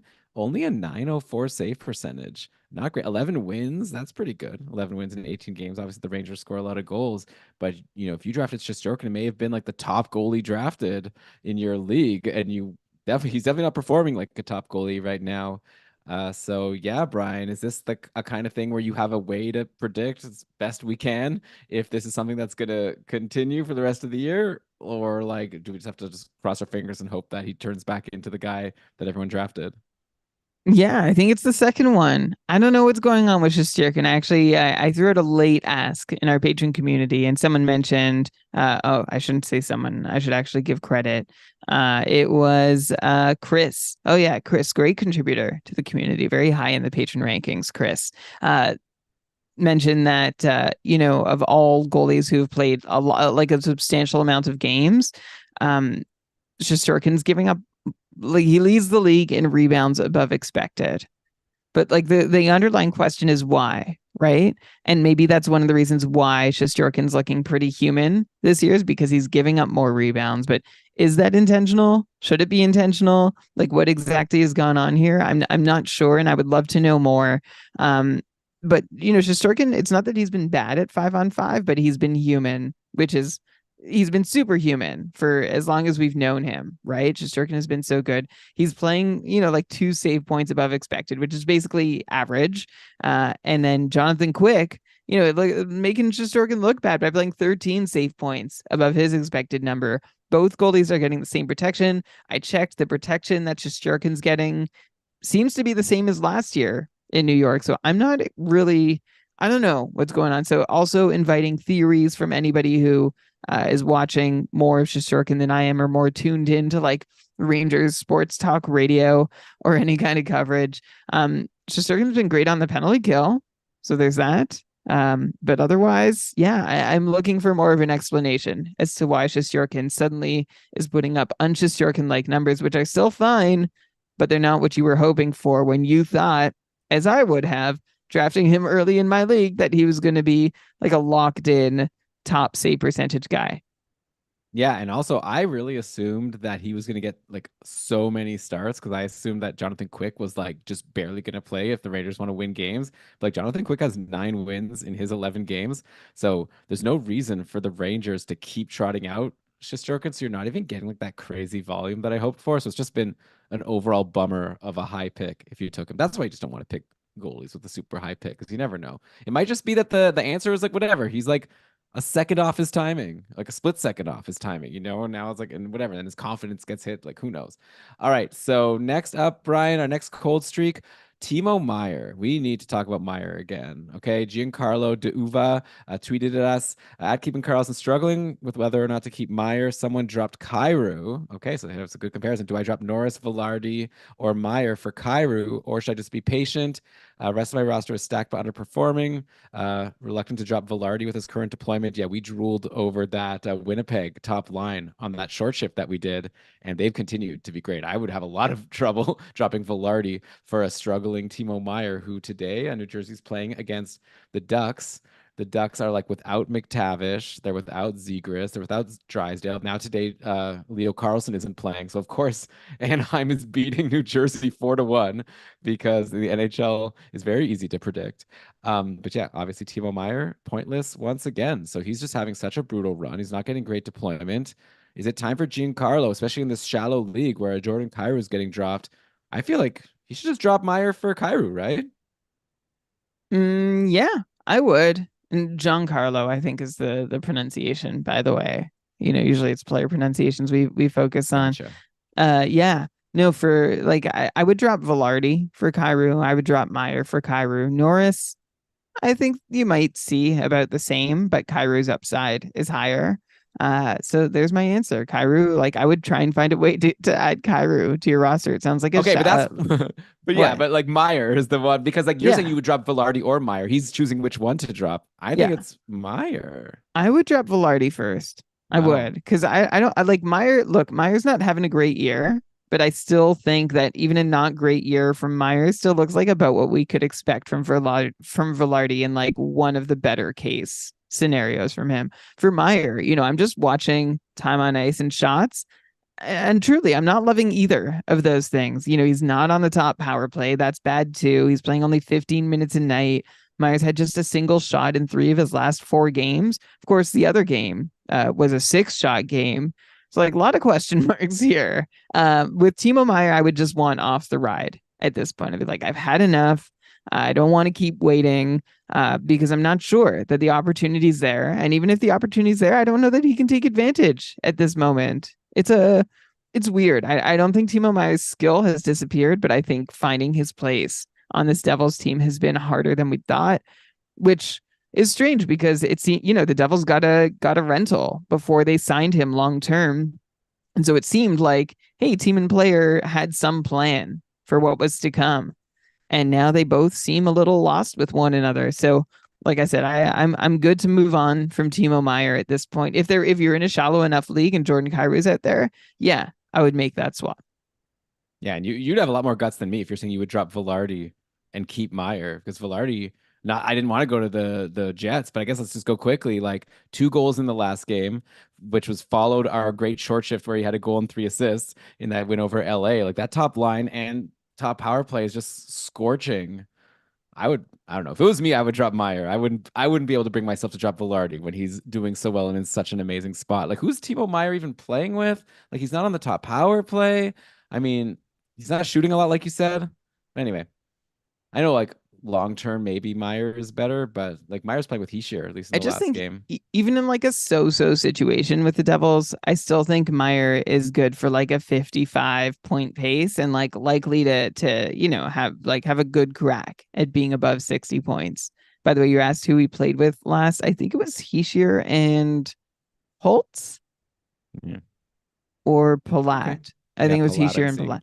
Yeah. So like that's it. And for Velarde, like he could do well, but I feel like it's unlikely that he does much more than like 65 points. Like right now he's pacing for 67. So I see the irony, and that's without any power play production too. So Elon, I take your point.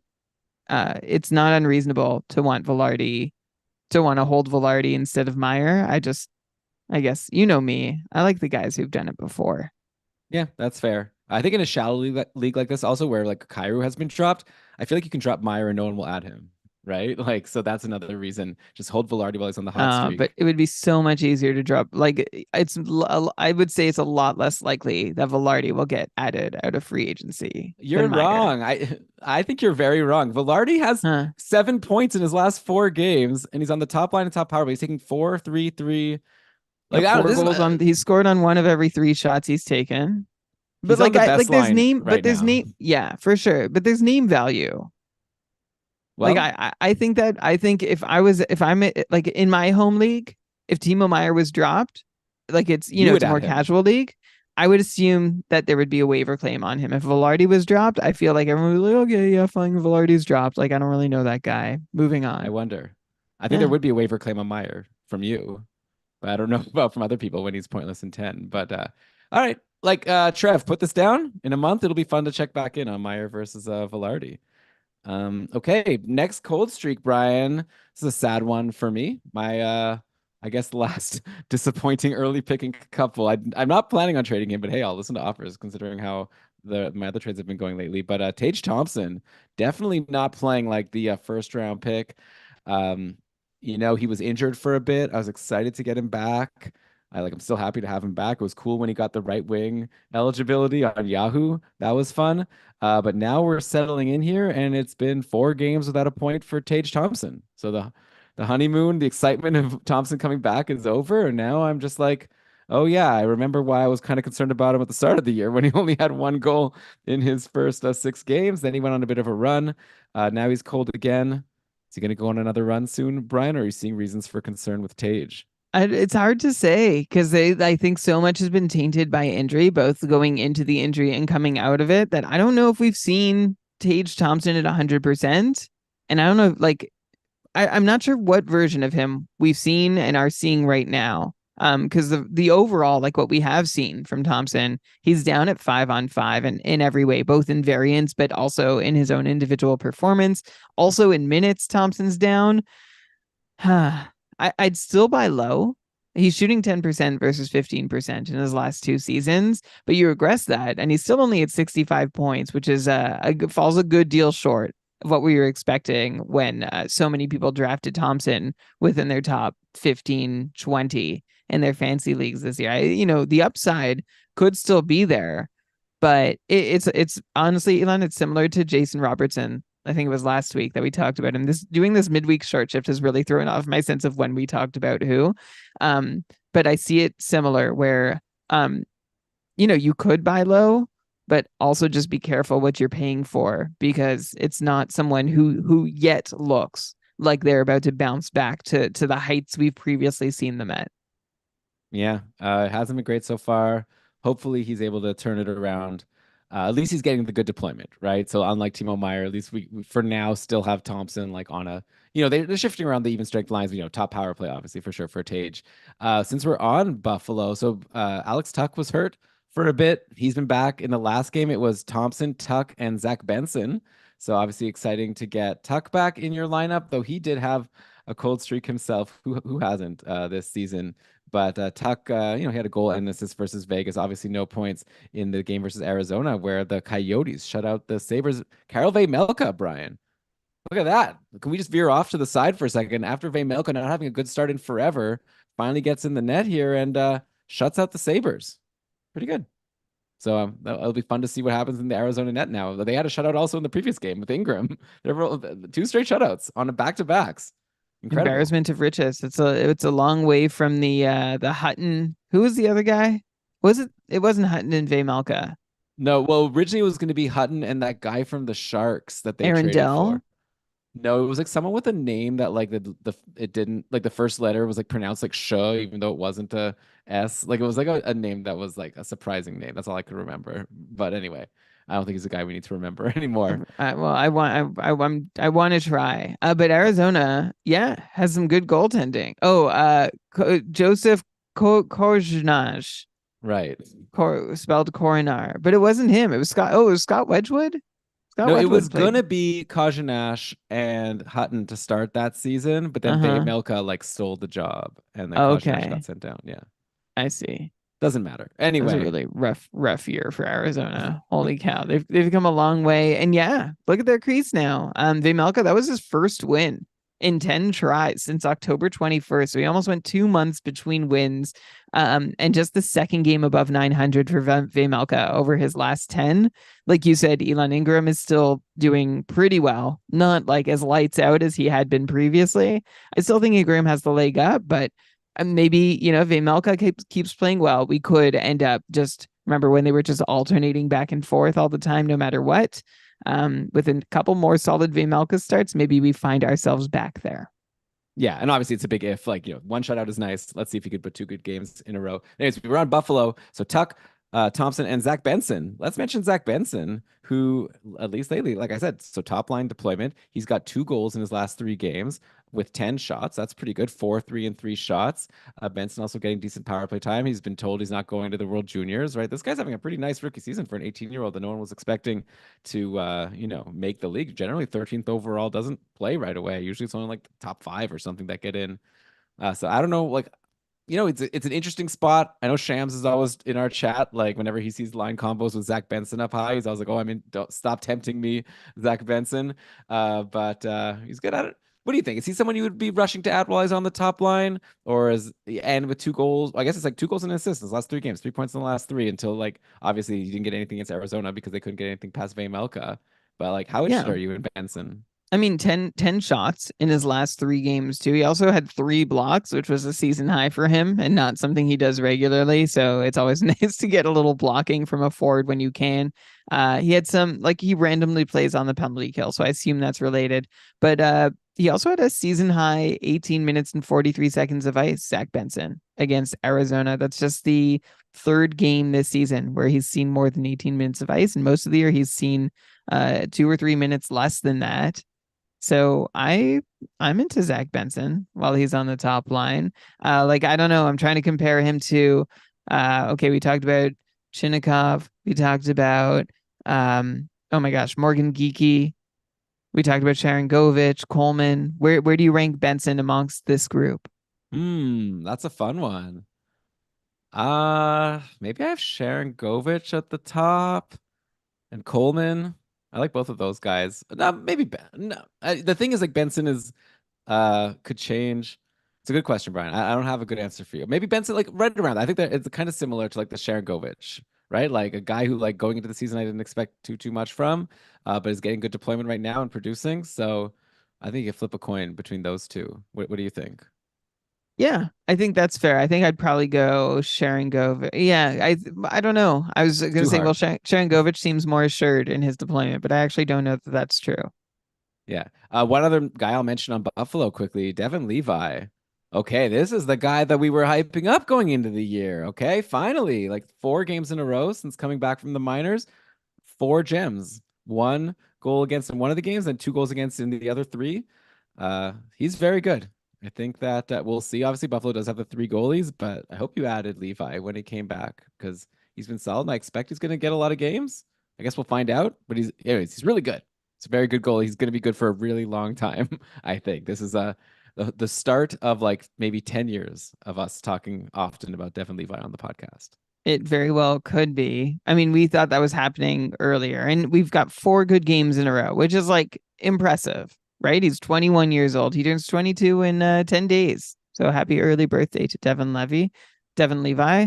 Uh, we haven't seen consistency from him yet. This is the closest we've come, though. His quality start percentage with these last 4 starts is now officially 50%. 6 out of 12 starts have been quality from Levi and is it no Levy? Levi. It's Levi. Levi. Yeah, 6 out of 12 having quality starts from Levi, and oh, sorry, 6 out of 12 have been quality starts from Levi, and we will see if he can keep it up.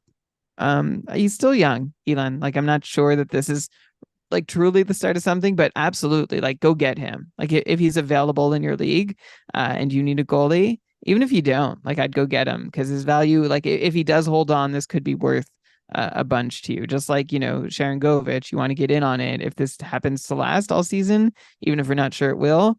Same thing here. Yeah, I'm high on him. I Andy in liked the him a lot. Yeah. Andy in the chat is asking if you drop Merzlikins for him. Yeah. I already said I'm not that interested in Merzlikins now. Yep. Would you drop Huso? For Levi, I think so. Yeah. I don't know. I think I I think would. so. I would take that shot. Yeah. With goalies, whatever. I got Ingram for free. Who cares about goalies? I traded Jari, got Ingram for free. A lot of people listening care about goalies. I mean, I care about them. I'm just saying they're so hard to predict that it's like, yeah, give me the guy that I think has the high upside to just be like a really awesome goalie. Like Huso just doesn't strike. Even if Huso gets a lot of games, I feel like I don't get that good feeling of like Ville Huso. He's a really good goalie. Like I feel like Devin Levi, he's gonna be a superstar, like future Vezina winner. It's just like it's a whole different vibe. But impossible to predict. Like especially for like what the next couple weeks. So, okay, Brian, let's move on to our next cold streak. Let's take a quick break, and then I've got still a bunch of big names to throw at you. So we'll keep this ride of sadness going. I'll be back in just a sec.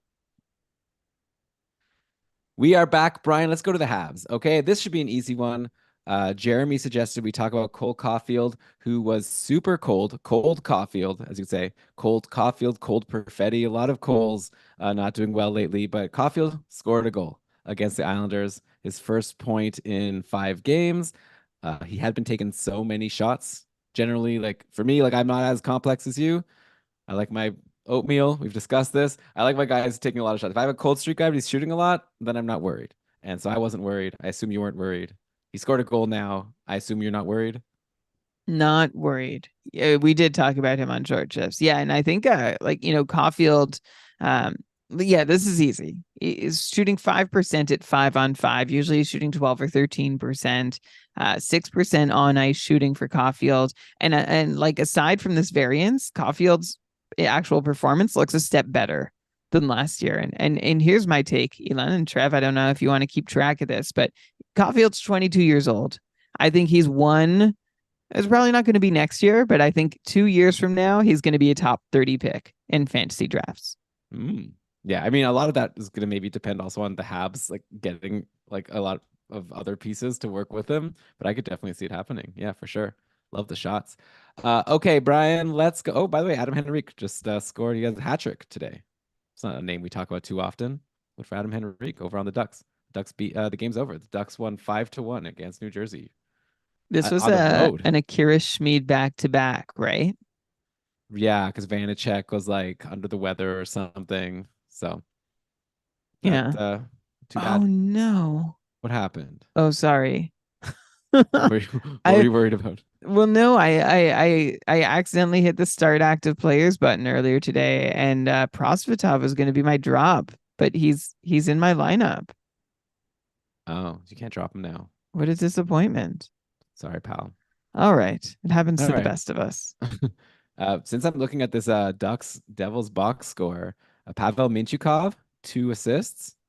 Alex Killorn had a nice game. Goal and 2 assists. Brian Troy Terry even. Look at this guy. Try, maybe he's back. He scored a goal assisted by Killorn. I was talking in the chat while you were gone. You were having some internet issues earlier. Obviously that's edited out from the polished final version here. But when I was talking with the chat, I was saying, I had traded Troy Terry, but then I added Alex Killorn. So sort of like I don't have to feel bad now when Terry has a good game because it seems like Killorn is always right along with him. So it checked out today. But next cold streak. Okay, so Caulfield. Okay, next one, kind of like Caulfield. Brandon Montour had been worrying a lot of people. Hockey Balboa asked, we talked about this quickly at the end of the last short shift, but I wanted to give it a proper look. Hockey Balboa asked if he should be worried. But yeah, Montour had himself a big game yesterday versus Edmonton in the 5-1 win. 1 goal and 1 assist for Montour, 5 shots. So does that make it easy? Played huge minutes. Can we just say, no, don't worry about Montour? He's fine. This is the start of a turnaround. Yeah, I hope so. I don't see anything else to like really concern me, so I think you just hold on. Yeah, and then I guess another guy who had a big game after being super cold for a while was Sam Bennett. He had himself a goal and 2 assists. This is a nice little slump breaker for a few players. I actually was looking at my roster and thinking like Florida plays again on Monday. I was thinking if Bennett didn't show me something on Saturday or Monday, he might be my next drop. But I guess he's earned some leash now. I can't drop Sam Bennett after this big game. I dropped Sam Bennett in a league with like limited moves, and I was like, I'm finally done. I'm moving on. I added William Eklund instead. Totally regret it. I dropped Bennett for his big game after holding him for a whole lot of not much. Then I did spend a move re-adding him already. Mhm. So yeah, like it's going to be a roller coaster with Bennett, and we'll see. It could be like 3 games of nothing again now. Um, it's the same thing with Kachuk, right? Like I can't see. If someone can, please tell me, but I can't see what exactly is the problem here. Like everything looks to me like it should. I mean, Bennett looks like he might have more of a problem than Kachuk, but obviously they go together, right? One way or another. So I'm hopeful that they can find one another's chemistry again and both be okay. Yeah, Kachuk didn't have such a big game, only 1 assist of the 5 goals for Florida. So yeah, those Kachuk managers just as concerned, I guess, as before, because he's like a Tage Thompson. You drafted him super high, and he's doing just like kind of fine, not even. So, but I guess we just talked about him last week. So I assume you don't have any update. Like you haven't given up on Matthew Kachuk since we talked about him last. No, he's still barely shooting, like only 5 shots in his last 3 games. Like these are numbers that make me wonder, like, is he injured? I don't know. He's not doing That's what he normally. concerning. Yeah. Yeah. And like, I have no idea whether he is or isn't, right? And I'm not about to start a rumor, but I just don't know. It's Yeah, really because uncharacteristic. And up until this point, we were seeing like still fairly characteristic Kachuk. And now we're not. So I'm worried, but I'm not giving up. Like I still think there's 100-point upside here. yeah, I mean, well, we saw it last year, but also I think if it was me, I would definitely start fielding offers. I like the idea of the sell low, buy high, right? Which is counterintuitive. But if you could get someone who's got someone on a crazy hot streak, that's like thinking like this is my opportunity to sell. Like I'm not saying I would make this move, but like think of someone with Brock Besser right now. Besser like doing so incredibly well, getting points all the time. Maybe someone's thinking this is my chance to sell Besser for a real stud and like cash in on this great pick I made. And then maybe I would be like, I'm not necessarily with Matthew Kachuk, but with maybe someone who's like, all right, I'll give you Kachuk for Brock Besser and take the guy who's like producing in great deployment. So I'm not saying to Elon, make that move, but I would consider shopping Kachuk and see how high you can go with someone who's doing actually really well. if you were offered Kachuk for Tage Thompson, would you take that? That's a fun question. I think no. Obviously, I would look into it like a lot. Like I would spend like basically my employer would get no value out of me that day if I got that trade offer.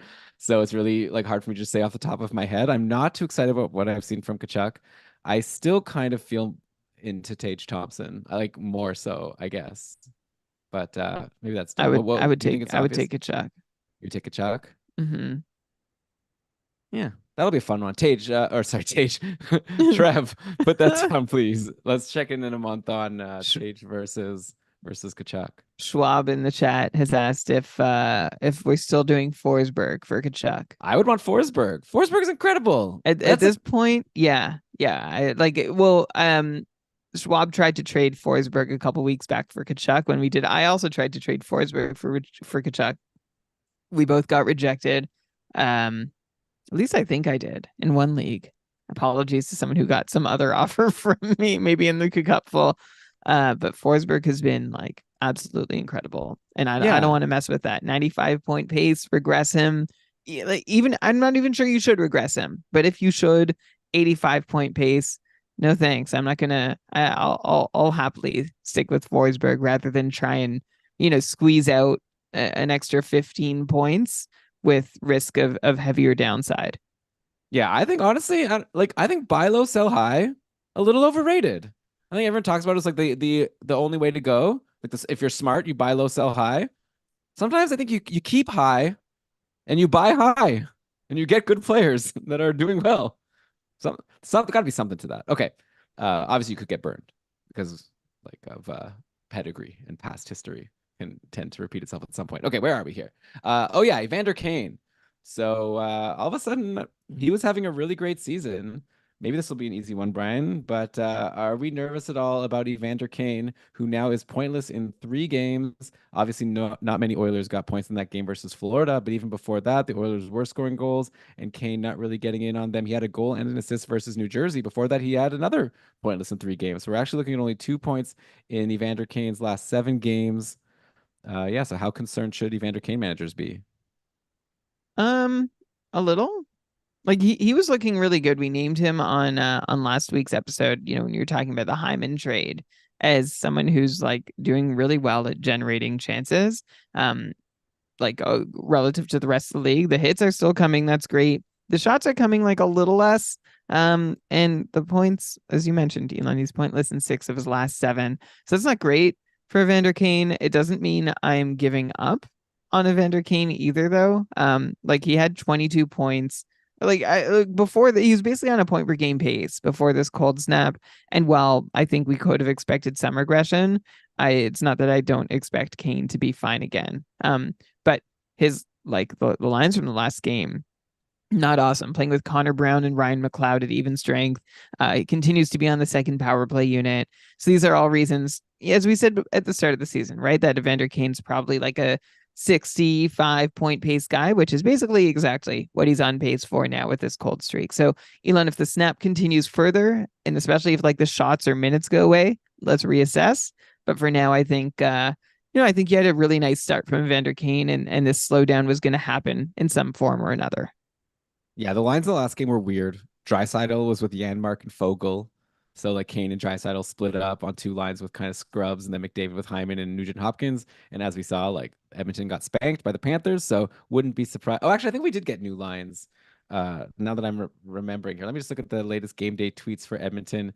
Kane, McDavid, Hyman. Okay, so already it's been switched up in practice today, so that's going to be a sign that things will go a little bit better playing with McDavid and Hyman versus Connor Brown and whoever you said, Ryan McLeod. Next cold streak, Brian. How about Kirill Kaprizov? And you have him, so you probably have even more to say. Hope I'm curious to know how sad you are about what's going on here. 1 point in his last 5 games, not even like so many shots, kind of like a Kachuk situation. Like I guess I could ask you right away. Like, would you trade Kaprizov for Kachuk if you got that offer? Mm. That's a good one because Kaprizov like is also, as you mentioned, not playing up to expectation, and I see the path for Kaprizov to get back to where we expect him to be. His shot rates are a little down this year, which is a bit of a bummer. But on the whole, Kaprizov is mostly just suffering from variance, and I don't think he's far off the 90-ish point pace that we sort of expected of him. The upside for more, I think, isn't going to happen this year. But right now, the 70-point pace for Kaprizov is a little low, and it's just going to take variance for him to get back there. Whereas for Kachuk, it seems like it might, part of it's variance, but part of it seems to be lines. And I don't know if I'd want to like add that extra factor in to wait on to get value from my asset. So I think like, yeah, if I were like desperate, and that would it's honestly not that different from the Philip Forsberg argument for me, right? Like it's a risk reward thing, and I think the reward doesn't make the risk legitimate or worth taking between Kaprizov and Kachuk. Yeah, I think I like Kaprizov better. He was at a point per game before like this recent stretch. He's on a line with two guys who are on scorching hot streaks. It's actually kind of like what you said about Huberdeau. It's like how it's kind of weird that he has no points, even though he's playing with guys on hot streaks like Coleman. And here, like Kaprizov is playing with Boldy and Eriksson Ek at even strength and on the power play. And those guys are both doing great. I wonder if there's a point I would like at some point we have to start wondering, is Kaprizov like the for sure, right now I think still people think like in fantasy there's Kaprizov is like the clear top guy in Minnesota. You want the guys playing with Kaprizov, but like Matt Boldy is looking like so good, right? He's like getting points almost every single game, taking a lot of shots. Joel Eriksson Ek takes even more shots than Boldy. He's incredible. Like Boldy, by the way, just to put it up, just to give the stats here, we're looking at 4 goals and 2 assists in his last, what is this here? 1, 2, 3, 4, 5, 6 games for Boldy. He's like scoring all the time. I guess he's not taking as many shots, so I'd imagine it's an unsustainable goal scoring streak. But yeah, you're definitely not upset about him playing on the top line and top power play with Kaprizov, which is a new line. He's incredible. And yeah, Eriksson Ek shoots so much. So yeah, I don't know. If I'm I not. I'm gonna push back on Kaprizov not being the most valuable Minnesota Wild, but we can appreciate several members of the Minnesota Wild all at once. How about that? I guess what I will say is I think that if there was a bet right now to be made of like which of the Minnesota players is going to have the most fantasy points rest of season, I think like Kaprizov is the front runner, but I don't think it's like a negative 300, like Vegas odds kind of thing. I think like it would be like, he'd be the favorite, but not by so much. I think that Boldy and Joel Eriksson could definitely end up being the winner, and I wouldn't be shocked. Maybe you'd be more shocked. Okay. Yeah. I see what you're saying just based on like X contributions in other categories. Am I like Matt Boldy? We should give him credit for the stretch he's on, Yeah, right? Like he's great. because like there was a like his start to the season was like he started off on a point streak, but then he went cold. He had it like overall 8 points in 12 games, but he had a stretch. What was it like through most of November where he had 2 points in 7 games, and I think a lot of people were contemplating, is this all we're gonna get from Matt Boldy? It just so happens that the Wild lost all 7 of those games. They generally win when Boldy gets a point, so good for him, good for the Wild, and he's back on track in case anyone was wondering. Although I would love to see him assist a little more. Extremely goal heavy on this run. He's currently on 7 goals in his last 8 games to go with 2 assists. And he's only taken 19 shots. So Boldy's shooting 37%. So maybe before I reanoint Boldy as like being someone you can count on, look at me just swinging back and forth on this. No, Brian, let me answer this for you. If Okay. you believe in Kaprizov, then you should believe in Boldy getting more assists moving forward. Okay, I assume he's passing Yeah. to Kaprizov and Kaprizov isn't scoring. Okay, so okay, I can work with that. So we can lose some of the goals, but they'll be replaced by assists on Kaprizov goals when Kaprizov actually scores on as many of the shots he takes as he should. Okay. There we go. Okay, next cold streak I got for you, Brian. I got two more. Nick Schmaltz over in Arizona had a great start to the year, but now all of a sudden has gone cold. Pointless in 6 games. Clayton Keller's doing fine. So what's going on here with Schmaltz? Is this just randomness, or should people consider dropping Schmaltzy? I wouldn't drop him. I do have him in one league, and it has been hard. And someone's been dangling him in trade offers in another league. And like I'm tempted because I have a high opinion of Nick Schmaltz, which is why I drafted him in another league. But only 3 shots in his last 4 games and no other big category contributions to speak of has made things not great for Schmaltz. And I think on the whole, like I don't think it's him. And I think he'll regress and everything will be fine. Like Schmaltz has been on a basically a 75-point pace for the last 2 seasons. And so I think what we're seeing now is just um struggles for anyone who's not Nick Schmaltz to score while Schmaltz is on the ice. He has just 2 assists in his last 17 games, and should be Nick Schmaltz's bread and butter. 36 in each of the last 2 seasons, and each of the last 2 seasons he played 63 games. So I think there's just a little bit of on ice shooting percentage that's hurting him. On the power play, he's been mostly fine. So I don't expect that to be the problem. We're just looking for some 5-on-5 regression to work out in Schmaltz's favor.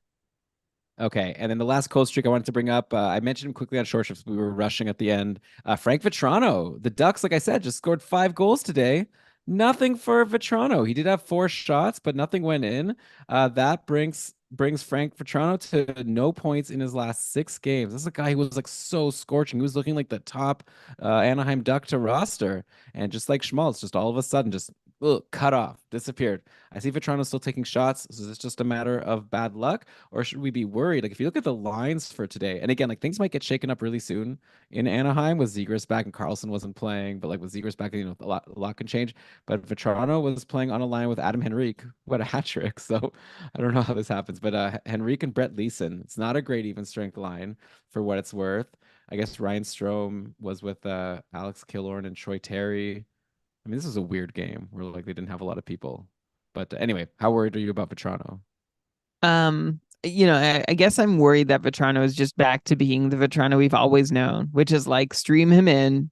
He'll get you a bunch of shots. He may or may not score a goal. He probably deserves better. Like in the 7 games he's been pointless. He's taken 19 shots, so almost 3 shots per game, and he's scored on none of them. Over the course of his career, he's been at least a 10% shooter, so he should have had a couple goals in the last little while. It is a little concerning who he's playing with because it would be nice for him to have a chance at some assists too, which I don't think he's had quite as many in recent games. And we will see how the Zegras shakeup affects things too. But I guess that's my Vetrano concern is that or my Vetrano stance is that I think he's back to just being somebody you could stream in for shots and a possible goal. He was also floating on having 5 power play goals early in the season. He hasn't scored a power play goal for a month now, and he also still remains not on I guess occasionally on the top power play, but I'm not sure again when Zegras comes back if that's going to hold. And that power play production was unsustainable too. So maybe 50 points the rest of the way and 3.5 shots per game, which is still, like I said, very streamable. Yeah, and when you say 50 points rest of the way, you mean 50-point pace rest of the way. Yes. Just to be Yeah. clear, yeah.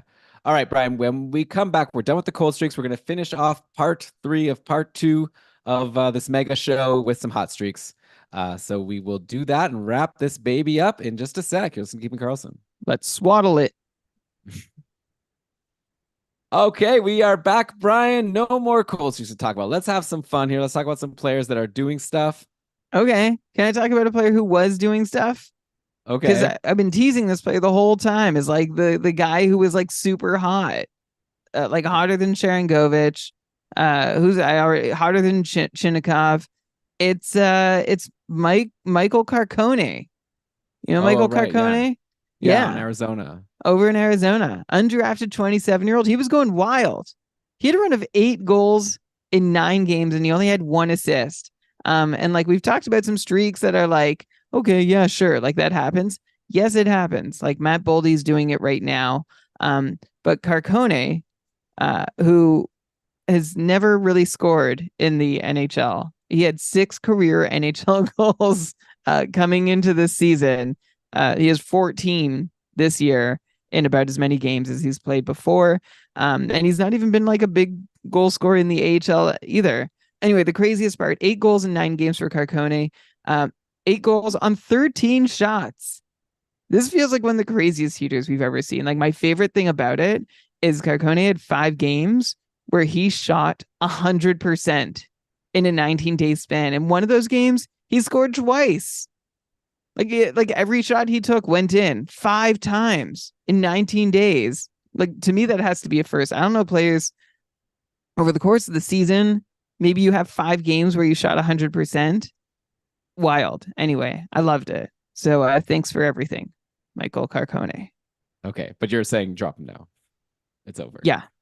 Okay. Bye. I guess before I start hot streaks, Brian, how about just like a really great deployment that I think could likely lead to a hot streak over in Philly? Tyson Forster has been on the top line and top power play. Side note, Philadelphia is really good. They're winning most of their games. Like a Carter Hart got sick, so Sam Ersson came in and picked up a cool couple wins on Thursday, Saturday, including a shutout of of Detroit. But yeah, Tyson Forster in a really good spot. Like, obviously Tortorella could change things around, but if Forster's playing with Konechny and Couturier at even strength and on the power play, he's someone to look at. Also, Rasmus Ristolainen had the most power play time in the last game. Also, not really doing much. But I'm just like mentioning some names of guys. Sometimes, it's easy to tell you the guys who are producing and just say like, go add them. Like everyone else is already looking at those guys. I'm telling you some players that are in good spots that might start producing because they're in good spots. More specifically, Forrester, I think, over Ristolainen if we wanted to shoot them out. Yeah, thanks for mentioning them. I looked at Forrester, like, getting ready for the show. Like you said, he's not like, I don't think you can call it hot yet just because it's been a short amount of time, but 10 shots over his last 3 games, just a single point to show for it. But a couple 4-shot games catches my eye for sure. Yeah, and then also we have patron Ryan, who I think believe just got a couple team recently, took over as a replacement. Hey guys, looking forward to your best episode since last week. Wondering if you could discuss Owen Tippett. He's been so solid since I picked him up in my 10-team league with 1 point per hit. Time on ice and power play deployment have me nervous though long term. Should he try to sell Tippett or just hold on? So yeah, I guess if you're getting a point, I mean, I don't know how much a point is worth relative to a goal or an assist, but yeah, Tippett has 18 points in 30 games overall, but yeah, 47 hits. So if hits are worth a lot, then that's pretty good. Tippett hasn't had the season that people were expecting, but like the shots are still there. But yeah, we were kind of expecting him to be like a top power play guy. But Tortorella doesn't do that. He puts random guys in different spots in the lineup. Tippett might get top power play at some point, but right now it's Tyson Forrester, like we said. So what do you think about Tippett right now? Do you sell now? Or the thing is, like, I think what he's doing now he should be able to continue it, right? He's only pacing for like 49 points overall. So if this is like valuable in your league, I don't see why that should slow down. If I only think it should only get better. Yeah, and the shots too, right? I don't know that it'll get better without top power play deployment, but I think it's gonna at least hold. And so if 50 points and a bunch of shots and hits are good for you, then yeah, go for Tippett.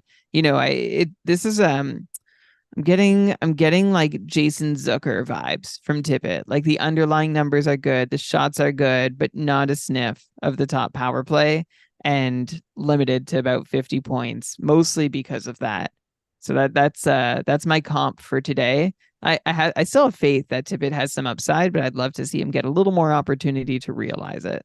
Yeah. Okay. Over in Seattle, actually, when we were doing all of our goalie talk before, like Kochikov and Huso and whoever, another guy to throw on that list here, Joey Decord, looking really good since Grubauer got injured, doing stuff that Grubauer has like never done, except for in the playoffs last year, I guess, in Seattle. So Decord now has 5 straight games. Okay, he only played part of the game against Tampa Bay. I guess he came in late.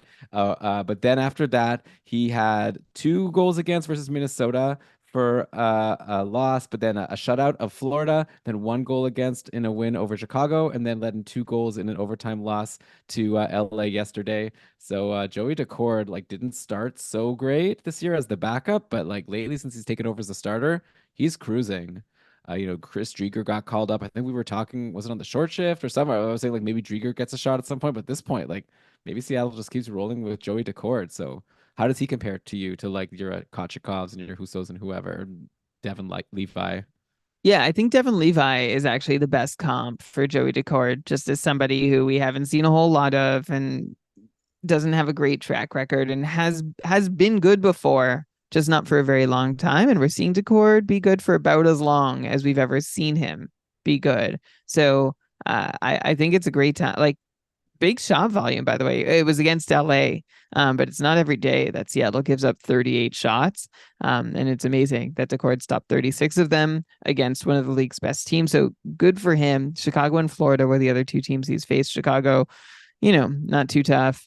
Florida, depends on the night. Minnesota, a tough opponent, and he did pretty well against them. So it's been a nice stretch for Decord, and we'll see how long he can continue it. In the meantime, like Elon, I'd put him up there with Devin Levi and Scott Wedgwood as guys that you probably want to Right. have. So that puts him above Huso in my books. Yeah, that's fair. Get the volume because he's the starter right now, and he's actually doing really well. So that's good. Wedgwood is going to get a lot of wins. Well, I guess it depends also wins versus save percentage, whatever. Okay. Also in Seattle, let me just bring up Riker Evans, super high pedigree defenseman prospect, finally getting into the NHL here, and he's on a really nice run. He's got now 4 assists in his last 3 games, and I see he got top power play in the last game versus LA. His like 2 of those assists are power play points. So if you need D, remember like when Justin Schultz would sometimes get on the power play, he was worth nothing. But I think Riker Evans is like much better than Justin Schultz like already, and he'll only get better. I know like I've heard a lot of people talk about Evans for a while, but are you interested in Evans right now in the short term if you need defense? If you need defense, yeah, I'd go for it. He's getting deployment, he's getting points, he's new to the league. Sure. And Evans like has a pretty decent it's a very short pro track record, but it's pretty solid. In Coachella Valley, first year pro last season, 44 points in 71 games. And then I don't know if you remember, but they went deep in the playoffs last year. I think they lost to like Joel Hoffer, right? And was it Peoria? No. Uh, It's I okay. did. Okay. I'm sorry. I wish I could remember who the AHL champ was from last year. I feel But like Andy knows. 26 points in 26 games as a 21-year-old defenseman. That's pretty That's good. awesome. Yeah, he's good. So yeah, he's one of the guys that I'm looking at as my last ad. I have 3D and one of them is injured and Sean Dursey. And I'm wondering if I should go ahead and get Riker Evans to try and just like shore up my decor. I'm not sure, like obviously when the point like I my only concern with Evans is like is that he's a Vince Dunn and like not last year's Vince Dunn, but the Vince Dunn that we tend to know, who will get you an assist, but also not fill many other categories. But Dunn's been pretty consistent this year in getting assists, so I'd be really happy if Evans could do as well as Vince Dunn. Yeah, and I mean Vince Dunn, by the way, has changed. We need to change our opinion of Vince Dunn because this year he's doing it again. So we need a new comp for what you're talking about. I think of Justin Schultz is maybe, but anyway, I don't know. Riker Evans, I think go get him if you need D. But yeah, like you say, Brian, the peripherals aren't there, so you're going to need points. But so far he's doing pretty well. By the way, Bjorkstrand, I'll just call him out again. He's doing so well. So he was just a free agent in my div recently, and I should have gotten him. He's looking like a hold for a while. But should I mention that Tatar went to the Kraken? It's not fantasy relevant, right? No way. We're recommending. And I thought he was even on like a good line. Who cares though? He sucks. I think. I think it's pretty clear that Tatar sucks at this point for fantasy. Yeah, I'm not about to jump in with Tatar. This like I'm not about to jump in with like almost any Seattle forward. So Bjorkstrand's been amazing. Yes, absolutely. By the way, it was I think the Hershey Bears won the Congrats. Calder Cup last year. Good job. So if you were not into Riker Evans, maybe another defenseman, another young D that you might want to go after is Brock Faber over on Minnesota. We've got a lot of questions about Brock Faber.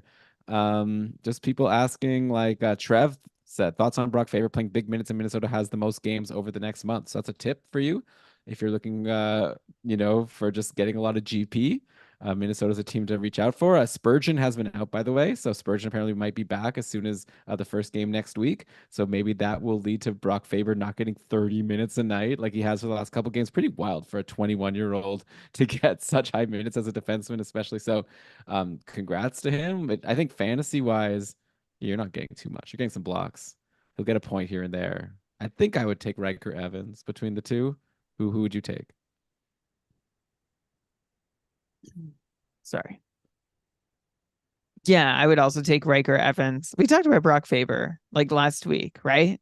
And I think he plays what, an extra game this week versus Evans, so like you can try and take your chances. But with Faber, we're seeing a lot of minutes without a whole lot of output in any category except I guess blocks. But yeah, no, crazy. 2 straight games, 30 minutes and above. I feel like yeah, I haven't seen.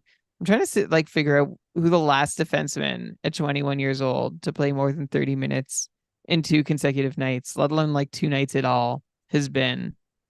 I don't know. Yeah, it's not Good for common. Faber. Yeah. Good for him. He's probably gonna have a big long career. Another goalie, by the way. I probably should have just grouped all these goalies together, but I have to mention Martin Jones, who shut out the Penguins yesterday, stopping 38. That's like a huge win for Martin Jones. You know what, Brian? He's played 3 games for the Leafs now this year. He has 3 wins. So we talked on short shifts about how Samsonov's probably still the volume starter with Wool out since it's like Martin Jones. But after this shutout, I start to wonder, like, I don't know. Like, I'm not saying like you should jump on Martin Jones and now he's the volume starter, but I'm starting to think like maybe we're gonna be looking closer to alternating starts, especially in the short term with this game that Jones just put up. Yeah, I think if anything, this means less like Martin Jones's big game means less that he's going to be the starter than it does that Samsonov is not like the guaranteed volume guy. So I mentioned earlier in the show, like I have Prosvetov and Samsonov, and the Leafs play 3 times next week: Tuesday, Thursday, Saturday. Maybe Samsonov will start Thursday because I assume Jones gets the next one, and he might get the next one. So Samsonov is going to be my next drop, and then Prosvetov because I could see it just going back and forth in Toronto, and maybe when I need a stream, I'll pick up Samsonov again, or Jones. I don't know if he's out there and I need it, and maybe I'll get lucky and I'll have a good game and then get another start. But I think that's the game we're playing with the Maple Leafs crease right now. Yeah. Also, Shams is saying in the chat here, Martin Jones' 7-0 career against the Penguins. So it's like almost like he has their number. Don't even count those games against Pittsburgh. How do you As think like Sidney Crosby feels when he sees Martin Jones in the opposing crease? he's very frightened. Uh, Brian, we talked about him last week. I want to circle back to Barbashev because if you're like me, listener, then like we talked about Barbashev on the top line on Vegas with Eichel and Mark Stone. And we were like, that's a really good spot. You should probably grab him. He's on a hot streak. But like, I didn't even listen to my own advice. Like after his Tuesday game, then they weren't playing again until Friday. I dropped him because I thought like at the end of the day, he's just Ivan Barbashev. Who cares? But then like I put in a waiver claim because then afterwards I was like, wait, why did I do that? And I put in a waiver claim. And I spent 8 fab when no one bid anything to get him back just because I started to regret my decision. And he's having another big game today, like a goal and an assist versus the Sens. The game's not even over. That's now goals in 3 straight for Barbashev. So I know we just talked about him last week and you already answered that he's for real, but like I think he's like for real, for real. Like I think that Barbashev is actually like should be rostered even more. Like I don't know. I'm just saying this because I know I didn't fully buy in, even though I had him and I like we agreed that he was good. But now I'm like really into him. Like I think he's for sure a hold while he's on this top line. It's going so well. It's kind of like the Winnipeg. Well, not as good, but like that. It's like a line that's really doing well, and you probably want a piece of it. I was going to ask, would you rather Barbashev or Velarde? Well, I'd go Velarde because he's on the top power play, but and I think he's better. Like I think that Barbashev is still just Barbashev at the end of the day, and Velarde's like a Barbashev or Meyer?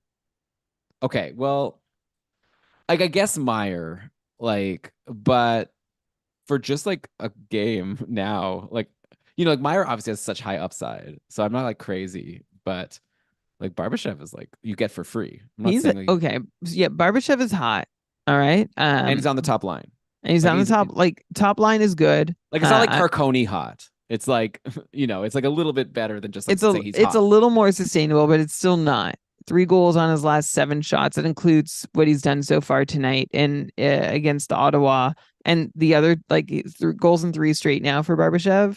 The other games he scored were against Buffalo and Calgary, also, with their own share of goaltending and defensive struggles. So, like Elon, I hear your excitement, and I'm excited too with you. But I agree with your ranking. So yeah, you want him while he's on the top line, go ahead. But I'm not sure. Like I wouldn't want to leave him unattended for too long, lest I find myself snoozing. Yeah, like Vegas does have a bad schedule next week, just the Tuesday, Thursday, Saturday that a lot of teams have. Maybe you can drop him, but I feel like he might be the kind of guy that you drop because of, schedule reasons, and then afterwards when someone else grabs him and then holds him for the rest of the year, and you're like, I probably shouldn't have dropped him. He's good. But he's not going to be like insane. But I like him. So I just wanted to end the show there. But Brian, we've been going a while, so I think we gotta call it. But thanks everyone so much for listening to this episode of Keeping Karlsson. Hopefully you got some good advice from us. Hopefully some good tips to help you be successful in your leagues. Hopefully you also had fun at the same time. We're always trying to hit that balance. So if you have any feedback, hit us up. If you're a patron, we'd love to hear about what you thought of the show on the Discord, or you could tweet at us at Keeping Karlsson. If you want to help support the show, we do have our Patreon where you could join our awesome Discord community and get other perks. You could read all about it over at keepingkarlsson.com/patron. But with that, Brian, I think we are good to cue the outro music. Why don't you go ahead and read us the credits?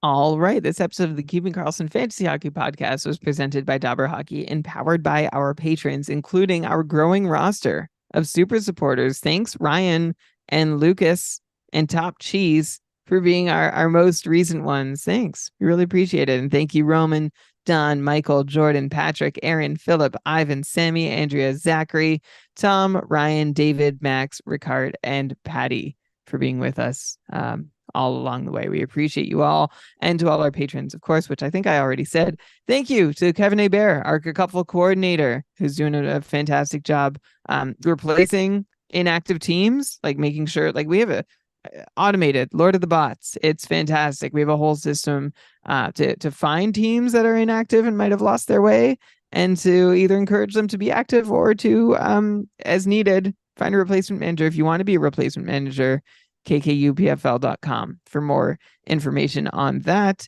Who else? Oh, I also want to thank Derek. Well, shout out to Derek. Derek was on an episode back in the summertime where we talked about changing the cupful pyramid and making it like scalable for the number of managers we have, which this season is 658. Holy cow, what are we even doing? That's nuts. But Derek has really been amazing at helping us think through how to adjust the pyramid and make some changes for next year to transition from where we are now to where we want to be, including 16 teams in tier 1 next year, more opportunities to get into tier 2. And anyway, lots of stuff. You can join us on Discord via Patreon if you want to know more about that. Thanks, Shams and Elon, for all you're doing over at GameDayTweets.com to keep us informed. You can follow the Short Shifts crew at ShortShiftsKK. Thanks to Lewis, Jeremy, and Shams. Logo art by BrandonWeave.com. Outro music by Pat Roach. This episode was researched with help from Dobber Hockey, Frozen Tools, Dobber Prospects, Natural Stat Trick, Evolving Hockey, Cap Friendly, The Athletic, HockeyGoalies.org, Hockey Reference, Hockey Viz, Hockey Database, Elite Prospects, and Yahoo. Great job as always, Brian. Looking forward to talking to you, I think next week. I guess it's going to be the 24th. We'll talk schedule offline. We'll let the patrons know. We'll let everyone know what the plan is. We'll have some more shows before the new year, that's for sure. So until then, what should we all do while we eagerly anticipate the holiday season approaching? Yeah, just the thing you always do, right? Which is do what you can to make sure that fantasy hockey is for everyone.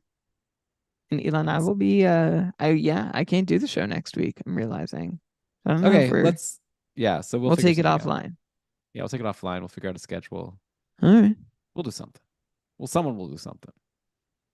Anyway, Yeah, okay. I might be able to like on another date, but I'll have just arrived and like I'll be on the road, I think. Okay, we'll figure it out.